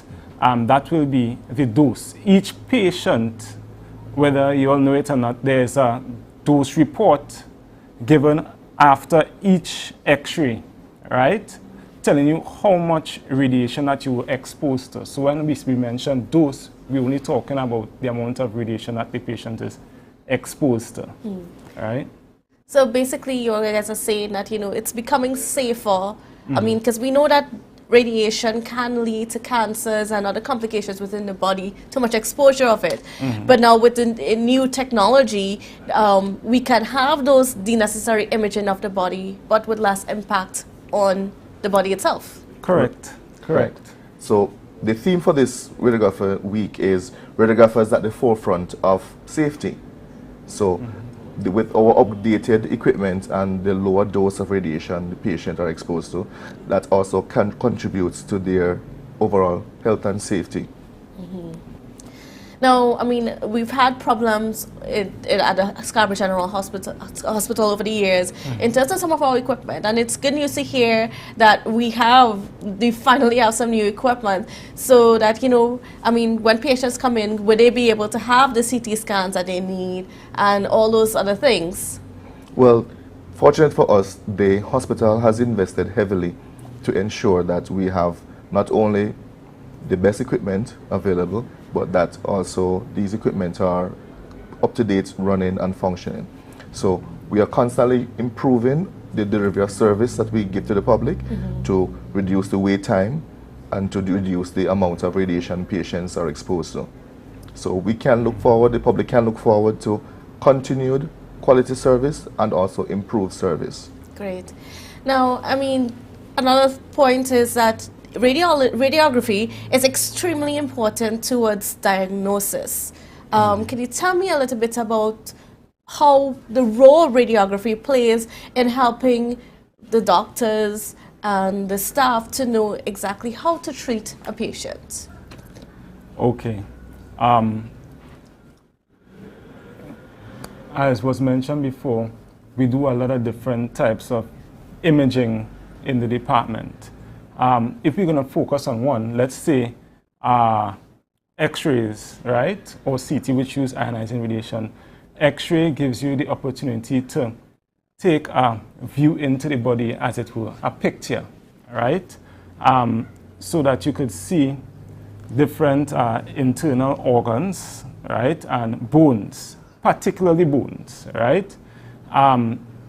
Say, for instance, someone may come in with a tummy ache, the doctor may send them for an X-ray to figure out, well, what's going on. A child may swallow a coin, or children are, right? You have a 2-year-old, they swallow a coin or a pin, right? And they want to know where exactly in the digestive system this object is. They would use radiography, they would use X-rays to view what is going on inside the body and where it is, and actually to follow that object from the ingestion to the time it's expelled, when we no longer see it. Right? That is one way in which. Okay, and to piggyback on what he was saying, that we are commonly referred to as the eyes of medicine. So we are one of the vital departments that aids the doctor in their to confirm and also to help to diagnose sicknesses and conditions that patients may come in with. Now, as you mentioned, children sometimes ingesting foreign objects. How often does the radiography encounter those problems within our population? Too often. Yeah, quite often. I mean, I've seen a lot of different stuff, from marbles to coins to. Once I saw, a special needs case where the person ingested fish hooks. Oh my goodness. It was absolutely insane to look at.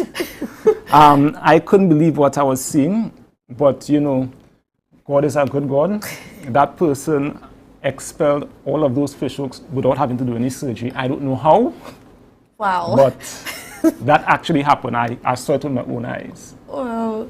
So thanks to our system, we were able to track the passage of these objects through the system. So the parents were put more at ease to know that everything is smooth and fine. And of course, this speaks to the importance of your department in healthcare. Yes. Yes. Like I said, we are the eyes of the medicine. So it's very, very important, very vital, and we should be proud on this island to know that we have one of the most state-of-the-art departments in the region. And so what else is, you mentioned that of course we're going to have a whole week of just, recognition and that sort of thing. What else is on the cards for, just celebrating World Radiography Day? Well, we mentioned starting tomorrow, we're going to have students coming in from around 10 o'clock. And, today we're going to have celebrations from 10 o'clock that will include our executives, so our Secretary of Health, the heads of department for the hospital, and different bodies, right, will be coming in, and they will be given a presentation, right? That's today. And tomorrow we'll have, little games and stuff, educational games for the public and for the children coming in from the schools. Anything Well, else? we also try to improve the signage to ensure that to help persons navigate more freely and confidently within the departments. And we also have introduced updated protocols and standard operating procedures so that the quality of care is consistent and improved. And then how important it is for our students themselves to even consider a career in radiography? It's inspiring. I came into this field because as a child I was exposed to a lot of radiation services. So seeing the technology, seeing the way the health care technician or radiographer, how they treated me and dealt with me with such care and compassion, it inspired me to venture into this field, and it's wonderful. And for you, Jeshu? Well, for me, my introduction into this field actually came through our current manager, right? She was the one who inspired me to get into radiology. My story is not like many others who would say, like, you know, when I was young, I always wanted to be a radiographer. No, it wasn't like that, right? I sort of needed some guidance, and when I was on a similar forum to like what the children will be on today, came in and had the chance to view the department, although it was me by myself at the point in time, I realized that, you know, this is a really nice, what do you call that, modality to get into, right, in the hospital. I always wanted to find a way to take care of people, right? And I saw radiology as a way of doing that, giving me that opportunity to take care of the public, right, by providing a service that is definitely needed, right, in the island. And it gave me a chance as a Christian to serve my God in a good way as well. All right, so that was my inspiration for getting into radiology. And then, of course, I mean, you're still part of the medical field without having to, you know, essentially become a doctor. Yes, yes. It's a very gratifying part, actually. It's that we work hand in hand with the doctors, you know. And, I mean, we are the eyes of the doctors, basically. Sometimes the doctor may send a patient for an exam, and we see it first, and we could alert them so they're able to act quickly, and the patient has better outcomes. The philosophy of the department and the hospital is to work as a team.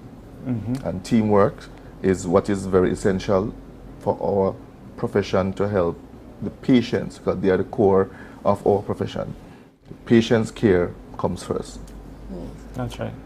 All right. Well, thank you both, gentlemen, for being on set with us this morning and just giving us a little insight into one of those departments that we don't really hear about, but is so incredibly important to the delivery of healthcare on the island. Thank you very much for having us. Great. So, I mean, so viewers, look out for the celebrations for World Radiography Day. Of course, it's tomorrow, but, you know, all week. We're going to be celebrating it all week. All right, so we're going to take a quick break right now, and then when we come back, we're going to get into a conversation with Acting Senior Superintendent Junior Benjamin. So we got some interesting news for you where that's concerned, so you don't want to miss it when you come back after the break. It's a different type of thing down there. Then we party till we drop down there. With a lot of pretty girls down there. Down in Tobago. Never ever worry, don't mind if life make you sad. I tell them never ever worry, if your house get flooded out real bad. I tell them never ever worry, what I'm saying is true. So just consider, Tatil will always be here for you. Tatil, where people are people. You know what I mean. Welcome to Lamarche Parfait Day Spa and Wellness Center, your premier spa experience located at Bonaccord, Tobago. Visit us today for facials, cellulite treatments, body contours, body treatments, pedicures, manicures, and much more. We have gift cards for all occasions and corporate events. Connect with us on Facebook at Lamarche Parfait Day Spa or call us 273-7772.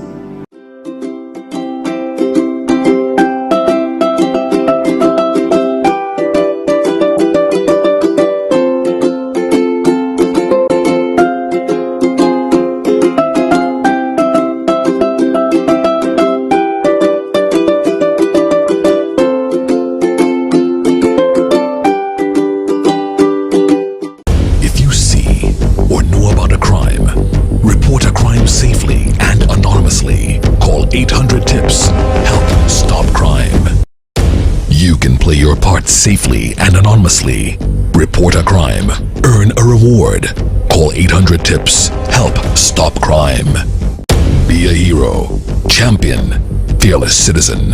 Be a crime stopper safely and anonymously. Call 800-TIPS. Help stop crime.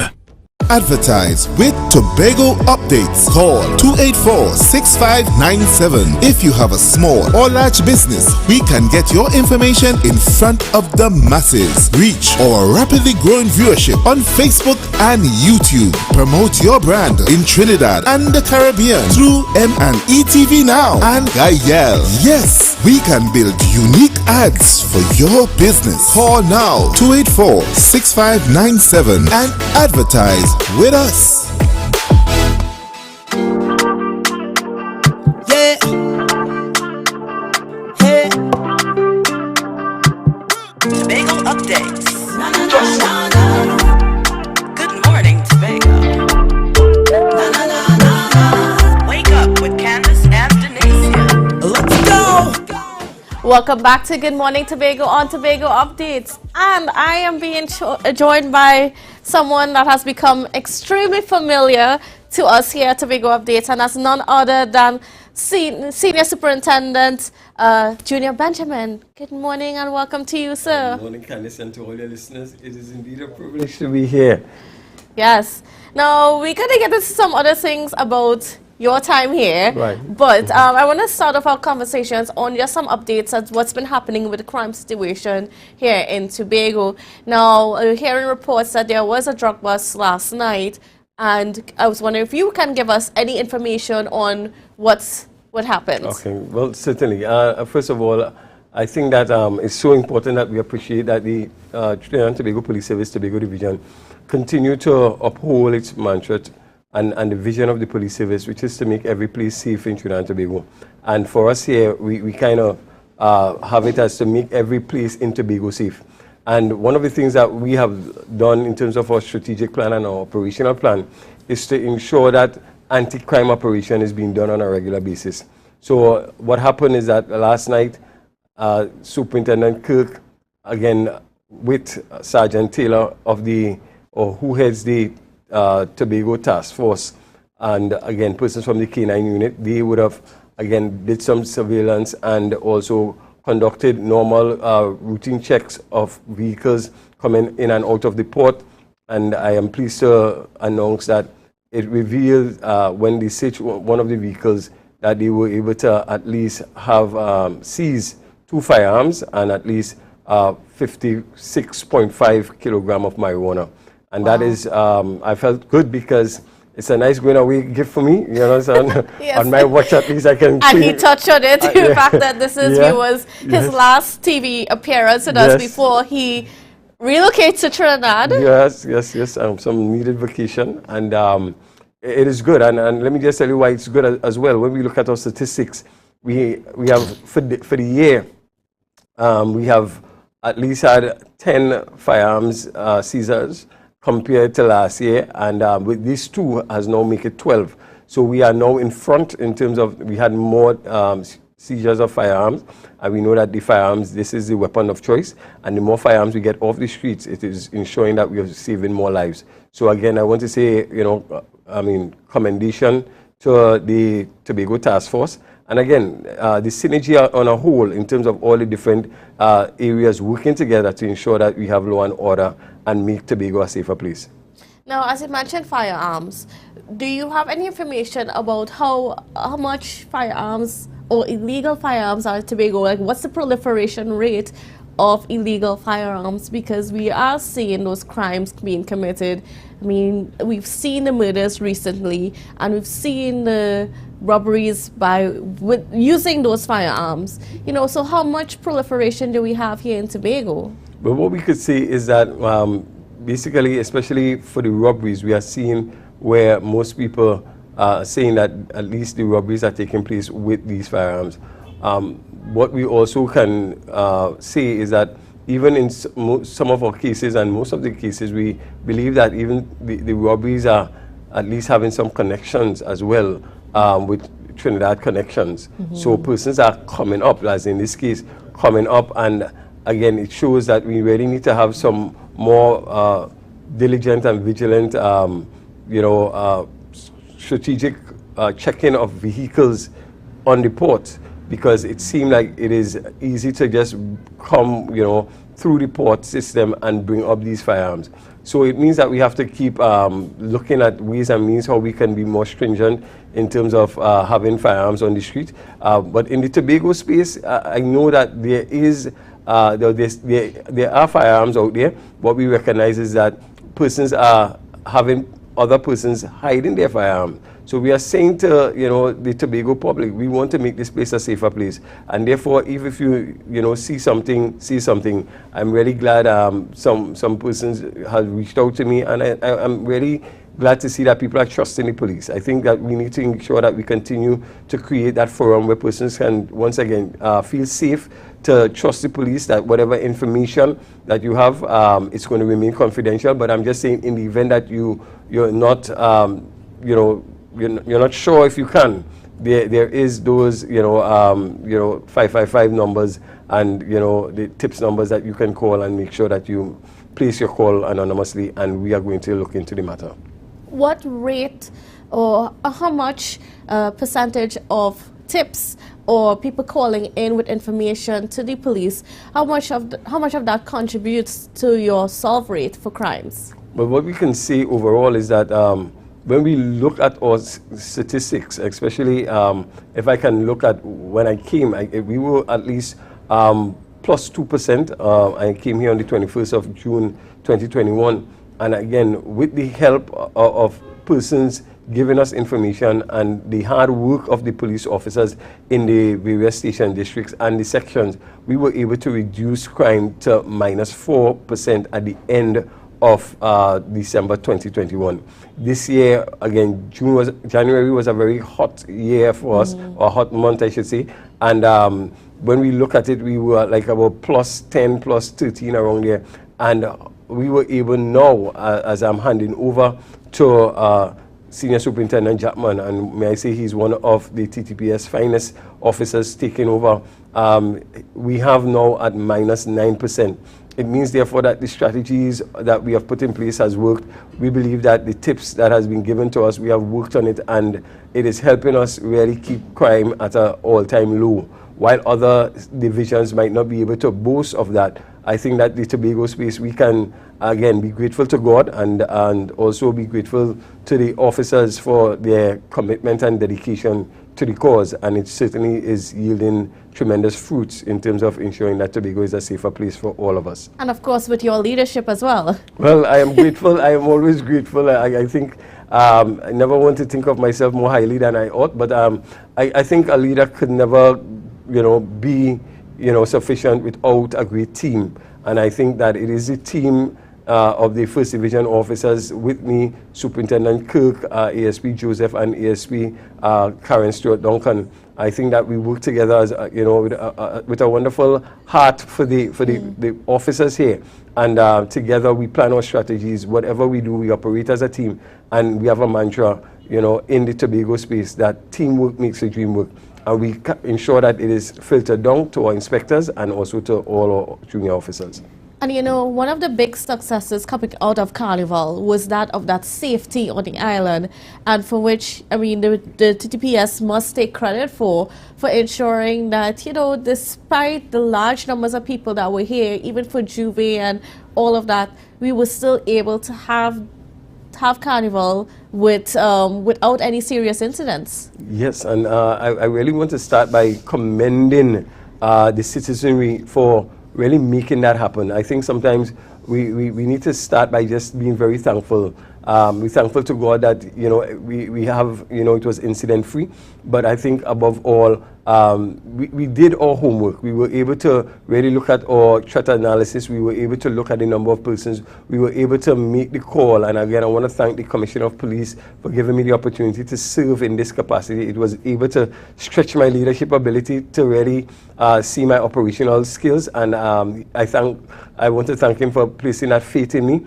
And I was able to really look at the situation along with my team, and we were able to put the necessary things in place in terms of personnel. I think it would be remiss of me not to thank the THA, you know, because they would have also helped us with 45 officers, ensure that they got a place to stay and to eat, something to eat, and really, really want to say thank you. It was a well-rounded, you know, effort to ensure that safety and security, but I'm so grateful to have that experience and to ensure and to say today that, you know, it was a safe one. And may I also commend the public, even when we asked to shut down at the time. Yes. I mean, you guys were pretty strict with those shutdown times. Yeah, I mean, they might didn't like it, but you know what, they cooperated, and it was a safe one, and I think that is the most important thing. And then, of course, one of the things that people were worried about was the chance of criminals from Trinidad coming over. Were you guys able to intercept any of that in the process? And that's the beauty about it. We did not get to intercept any persons in terms of that. But I think what was really good is what we did. I think even if they came, they did not have a chance to do it, because what we did was, you know, create that heavy presence of the police. And this is what we were saying from the very onset. We were going to do what we call a high visibility, you know, enforcement strategy, so that when you come to everywhere you turn, you must see a police. And if you just think of just touching anybody, hey, you know, it cannot happen. So I think that our plan worked, and we were able as well to monitor the different ports of entry and also the airports as well. And again, I think that our strategies worked to at least to the place that we wanted it, so that at least we can testify that it was incident free, and for that we're grateful. And you know, I mean, the public knows today is your last day with us as Tobago Updates. You know, how would you reflect on your time in Tobago? Well, I have to say it was a growing experience, and I think for me, it's one thing I leave with my officers: we must have the growth mindset. I think that life is something where we constantly grow, and it is important to understand that you're going to face challenges. And it is important when you face those challenges, tell yourself that, you know, it's never too late to change, it's never too late to learn, it's never too late to dream, and it's never too late to make a difference. And that has been my mantra, even as I face the challenges here in the Tobago division. And I think with a great team, I was able to again, hurdle some of those situations. I was just thinking today, you know, even when they had the challenges down at the airport, how you deal with that. And I mean, these were just some wonderful experiences. I tell you, Tobago, I love you bad. I love you really, really bad. You have made a difference in terms of developing me as a leader. And certainly I'm going away with that, with those rich experiences. And I know for certain that even as I go, I'm going at a place where I believe that I will be of a greater benefit to the Tobago division, because I still have 8 more years in the service, so it's not like I'm going anywhere in a hurry, but I'm certainly, the only way I'm going is up. So by the grace of God, probably would be at a place where I'm able to at least ensure betterment for Tobago in time to come. We're certainly looking forward to that. What would you say is your greatest achievement? Well, I would want to think the greatest achievement for me is, creating a greater team spirit within the Tobago division. Having done that, I think everything else, the outcomes, I'm grateful for. The reduction in crime, I'm grateful for. But I think just building that mantra within the officers that teamwork makes the dream work. We have to understand, if we're going to fight crime, we need everybody on board. We have to understand that we need to ensure that we bring on our stakeholders and that everybody must be part of this team. This is not just about police by itself. We need each and every one, even the religious organizations, on board. And again, we recognize that more and more as we seek to open up and speak to our stakeholders, we are getting more buy-in, and that is what you want, that police legitimacy, so that people could really appreciate the work of the police, especially in this time and in this season.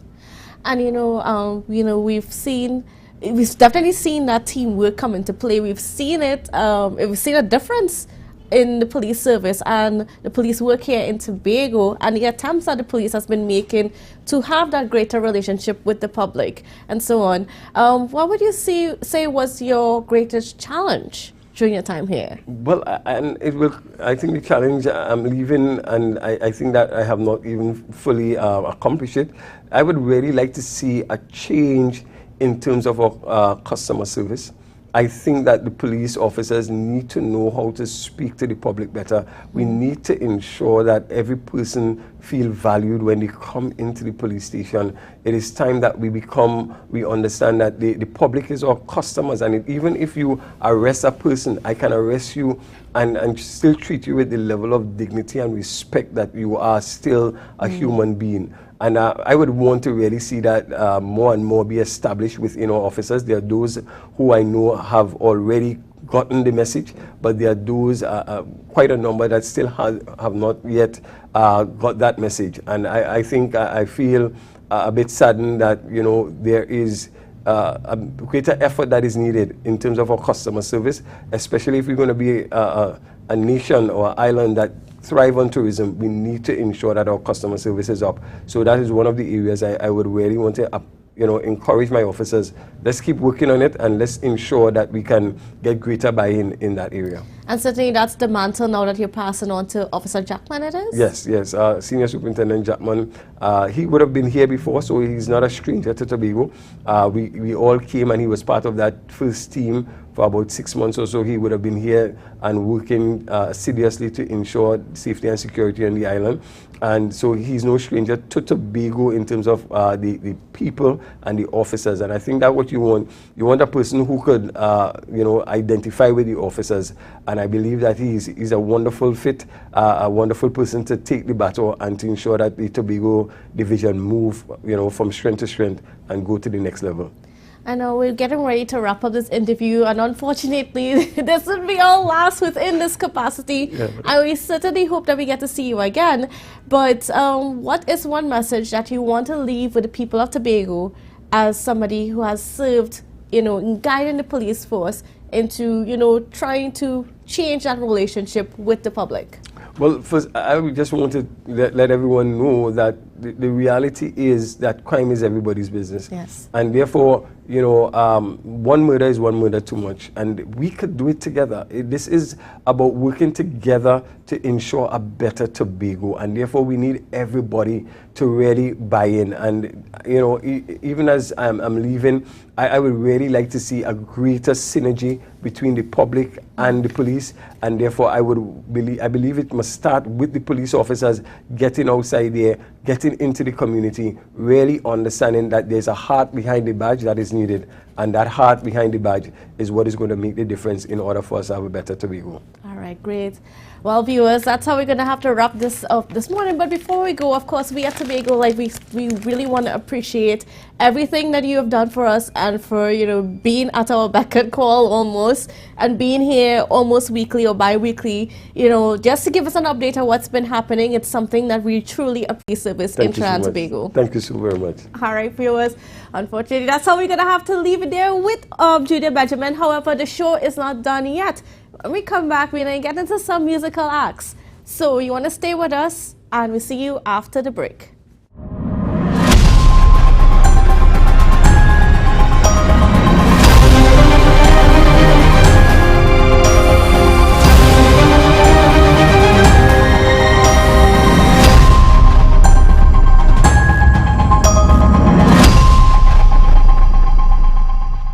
The best place to stay in Tobago is at Thorn's Place, with rates starting as low as 200 TT. Call or WhatsApp 745-7306 or 682-8676. We are located uptown Scarborough, 5 minutes away from the port. Remember, at Thorn's Place, our aim is to make your stay safe and affordable.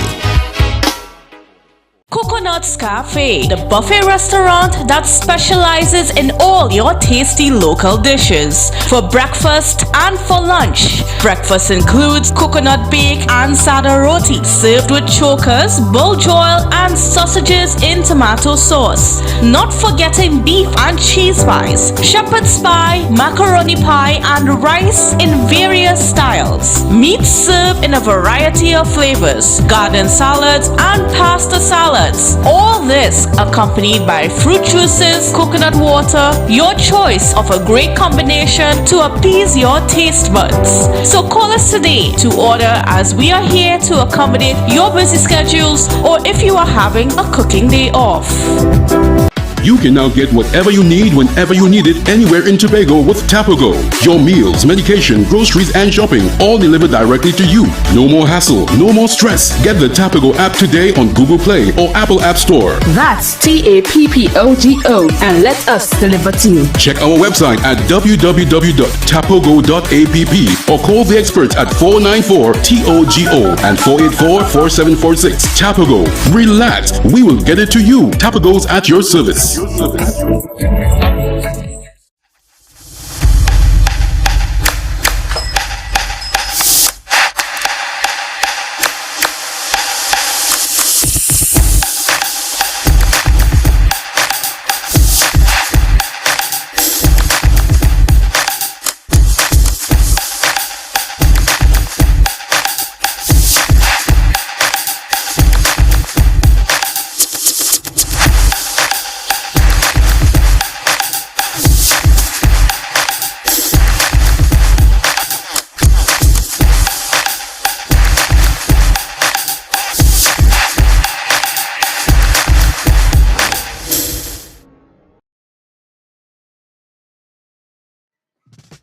This is it. Excel Spa by Haley, where our highly trained staff are ready to deliver the top-class services in facial massages, waxing, nail enhancement, and body treatment. We are ideally located at Coco Avenue, Switzerland, Tobago. You can find us on Instagram, Facebook, TripAdvisor, or you can call us on 730-0149. Excel Spa by Haley. Relax, renew, and rejuvenate.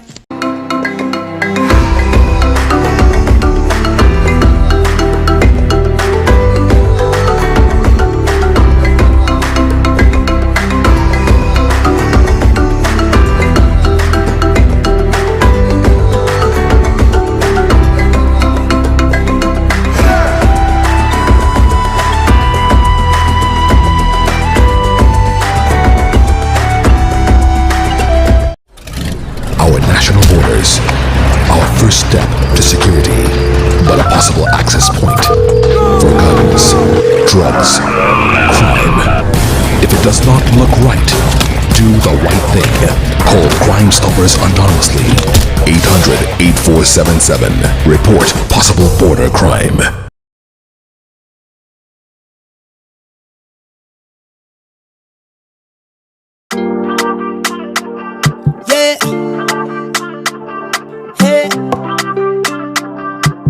Tobago updates. Good morning, Tobago. Wake up with Candace and Denise. Let's go. It's a brand new morning. Rise up to a brand new dawn. Welcome back to Good Morning Tobago on Tobago Updates. And viewers, we are speaking this morning with Mr. Brian Payton, but of course better known as Militant the Artist. That hot and groovy, and I know Candace can't sing, but that's what we have. I love to feel your body when it's close to mine. Nice. No better than, having that live in person and not from Candace who can't sing. But anyway. I'm sure she's doing a good job, good enough that you guys could enjoy. Great. So you're here in Tobago and you're here to promote some new music. Yes, I am. So, yeah. Well, basically, it's been a while. First time being here on the morning show, of course. And since in 2001 with Hot and Groovy and Passion 2002 into 3, Tiger Baby 2004, I have been working, doing songs and other songs.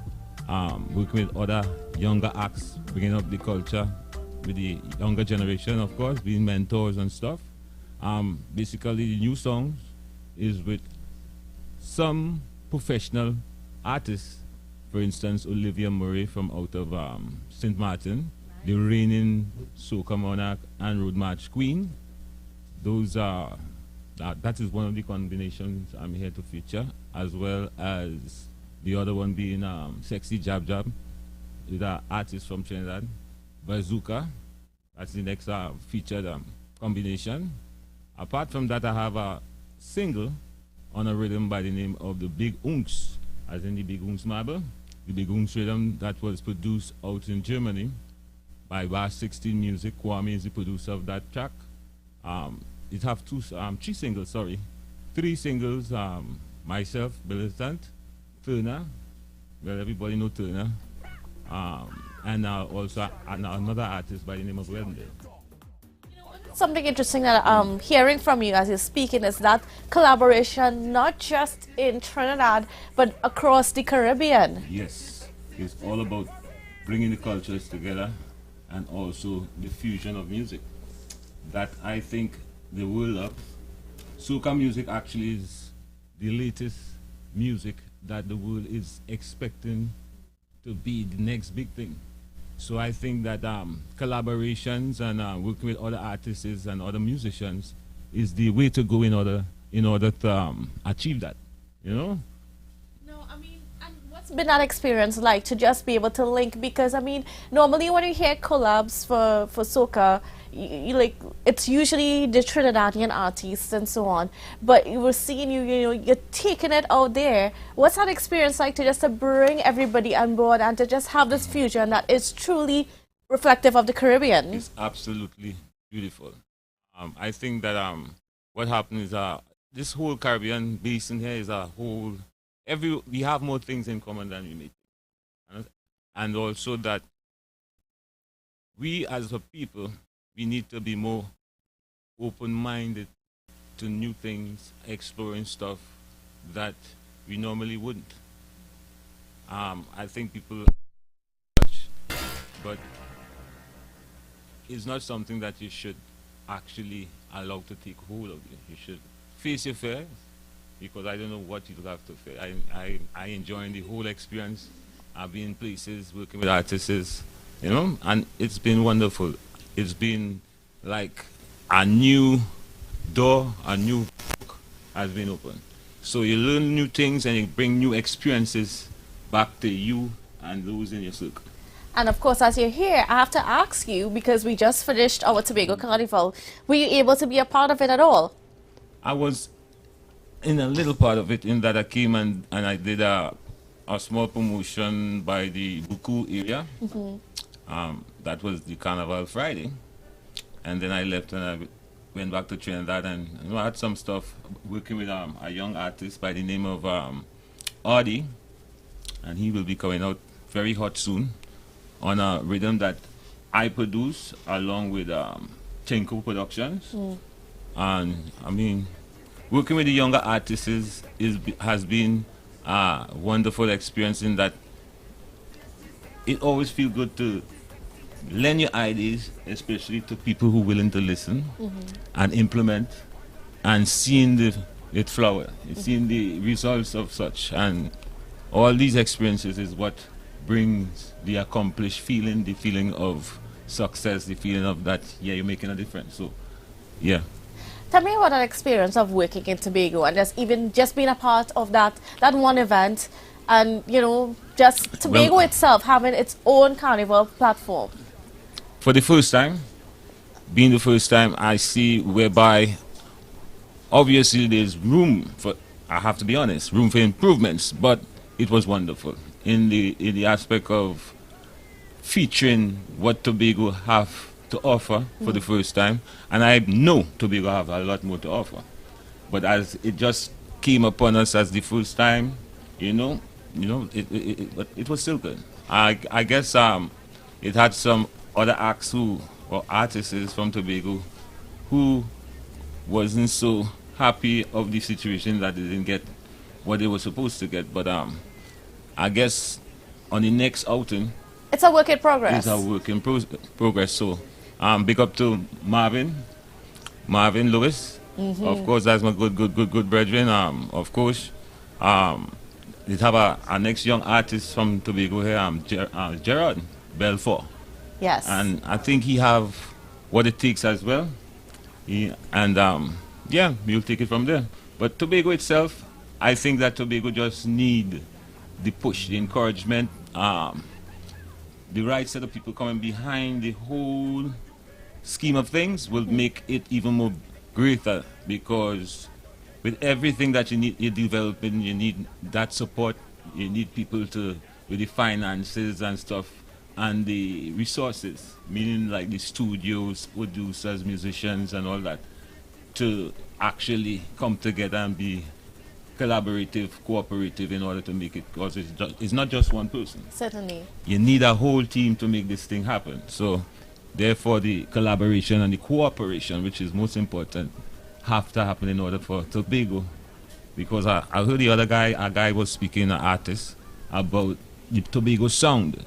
I think Tobago sound is already there, it needs to be developed. To be harnessed. Harnessed. Yes. It's a work in progress, basically. Right. And then how do you see yourself fitted to that space and supporting the Tobago artists to develop themselves? Well, I'm here. I'm here like to that. support. I'm here to lend my ideas, help them to whatever, wherever, you know. So definitely I will be a big part of it. Mm-hmm. And then, of course, we're looking forward to Carnival 2023, the National Carnival 23, because as soon as we finish with Tobago, we're starting with Trinidad Carnival, the National Carnival. Look at it as a warm-up. It is a warm-up. And also Trinidad Carnival, being the mother of the carnivals, will also highlight Tobago as Certainly. well, and also help Tobago to prepare for the next Tobago Carnival, which will be even greater. And what are you looking forward to for Carnival 2023? Most of all, I'm looking forward to great music, whereby the world itself will recognize and stand up and say, yes, we're heading in the right direction and we're doing a wonderful job at it. And what can we expect from you, other than this new rhythm that's released? What else can we expect from you for Carnival? As I told you before, I have the single on the rhythm that I told you about, the Begungs. Yes. It's supposed to be distributed today. As we speak, it's supposed to be on the platforms, but I have no power over it because, as I told you, it's a German production. I just did the vocals and I sent it. And from what I heard, it sounds excellent. Great. And from the feedback I got from folks that I give a little sneak peek listen to, I'm talking about people who's experiencing the business. Big up to a man like Preacher, Blackie, you know. These guys have been mentors to me as well as the late great Shadow. He was my mentor, along with Super Blue, a mentor of mine as well. So I must give kudos to those guys who gave me great advice. So therefore, that is why I could pass on such to the other generation coming up, you know. Great. The upcoming acts. And then what are we seeing, what are we experiencing, what are we feeling down there amongst the soca fraternity as we get ready for Carnival 2023? The energy has been good in comparison to how it was, say, for instance, last year or whatever, you know. Because of the pandemic, it sort of put people in a kind of bubble, or creativity-wise and stuff. It was kind of uncertain. For instance, some of the stuff that I produced, we had also put it in a vote until the pandemic is over and we could actually get a chance to release it to the public because of the fact that things was so, you know, locked down. Therefore, that is why I did the song Lockdown on the single that is going to be hitting up the airwaves soon from Germany. I entitled that song Lockdown because of the experience, but I put it over in a positive, in the sense that everybody thought of the lockdown as, oh gosh, we home and whatnot, but we turn it over into something romantic. You understand what I'm saying? Yes. Without all that lockdown time, a little time for romance. Romance. And that's what my song is basically about. And it's called Lockdown on the Begungs rhythm. So, but we wouldn't be getting it now. But I just talking about it in the sense of hyping it up. But what we're going to be featuring is basically the combinations this morning. I think I have one single, that's the Party Ras, that was released before the two combinations that I did. I don't know if you'll have enough time to get 3 of them in, but I'm here and I'm ready. I mean, okay, so before we cue it up, I just want to ask you, are we going to see you on the Soca Monarch stage? Well, it all determines, or it all depends on my fans. If my fans and them want me to be on the Soca Monarch stage, they will make it known. They will show the support, the following and everything that will induce that energy that, yeah, of course, I will be there. Well, viewers, you heard it here first. If you want to see him on the Soca Monarch stage, you need to get on his socials, everything, and you need to send all those messages, because I mean we need to see more. I mean, I know the excitement is building in Trinidad, and there's much anticipation for it. But we want to see you out there. We want to see what you can bring. And all the fans, is easy to get me. That same spelling there, Militant the Artist, on all the socials and on the downloading platform, the streaming platforms, Militant Soca. And you will see all the music. That is for those who want to download and have it personal into your collection. But for the socials, Militant the Artist, you will get me there. Great. So we're going to get into one of your pieces right now. So which one are we getting into? I love to see plenty of girls twerking. This one. Jiggle and bouncing. Girl who looking for them buff with a rude athletic. A pretty woman in the place. Then you see me. Only sexy woman get in the time. When I hold on to a girl, I think she up and down. The more you want it up, just bring it come. Twerk and jiggle your bam bam, bounce it around. Money when we start, we shake it, country and tongue, everything on the scale is up and down. I just get some money up and down, just on my mind, up and down, up and down. We partying, massive playing, music pumping, and we celebrating. Bring no worries, so drink and walk your ways. music sweet with a swanky faces, giggling and twerking. I want a lady, do it back on me, I'm back to thing on me, TikTok to thing for me. I love to see plenty of girls twerking, jiggle and bouncing in time. Girl who looking fit and buff with a rude athletic. A pretty woman in the place, then you will see me. There's only a sweet, sexy woman getting militant wine. When I hold on to a girl that wine, she up and down. The more you want it up, money just bring it come. Twerk and jiggle your bam bam, bounce it around. Money when we start, we shake the country and tongue, everything on the scale is up and down. I just get some money up and down, up and down, up and down. We partying, activating, the music pumping, and we celebrating. I love a party, hot and sweet, sweet soca. I pump pumping, make my eyes and them start rolling. Sexy darling, I'm a bottle and a cup. If I see she don't have a cup, yes I will give she a full cup. Let me lift this party up. When I hold on to a girl, I wind she up and down. The more you want it up, money just bring it come. Twerk and jiggle your bam bam, bounce it around. Money when we start this thing, we shake it, country and tongue, everything on the scale is up and down. I just get some money up and down, up and music really for worries. We partying, massive playing, the music pumping, and we celebrating. Party ras, party ras, party ras. Rich! She oil it up, she oil it down. Oil up the place, all over town. Sexy, she sexy, yeah, she sexy, she sexy. Sexy, she sexy, yeah, she sexy, she sexy. Sexy, she sexy, yeah, she sexy, she sexy. Sexy, she sexy, yeah, she sexy. Oil on it, oil on it, oil on it, Zuka, yeah. Oil on it. Sexy, she sexy, yeah, she sexy, she sexy. Sexy, she sexy, yeah, she sexy, she sexy. Sexy, she sexy, yeah, she sexy, she sexy. Sexy, she sexy, yeah, she sexy, she sexy. Oil on it, watch this tape, oil on it. Look at it, oil on it, watch this tape, oil on it, watch this tape, oil on it, watch this tape, oil on it. Look, oil on it, watch this tape, oil on it. Look at it. She is a sexy job job. The girl a sexy job job. She is a sexy job job. She is a sexy job job. Job she love to play, yeah. Every time for Juve.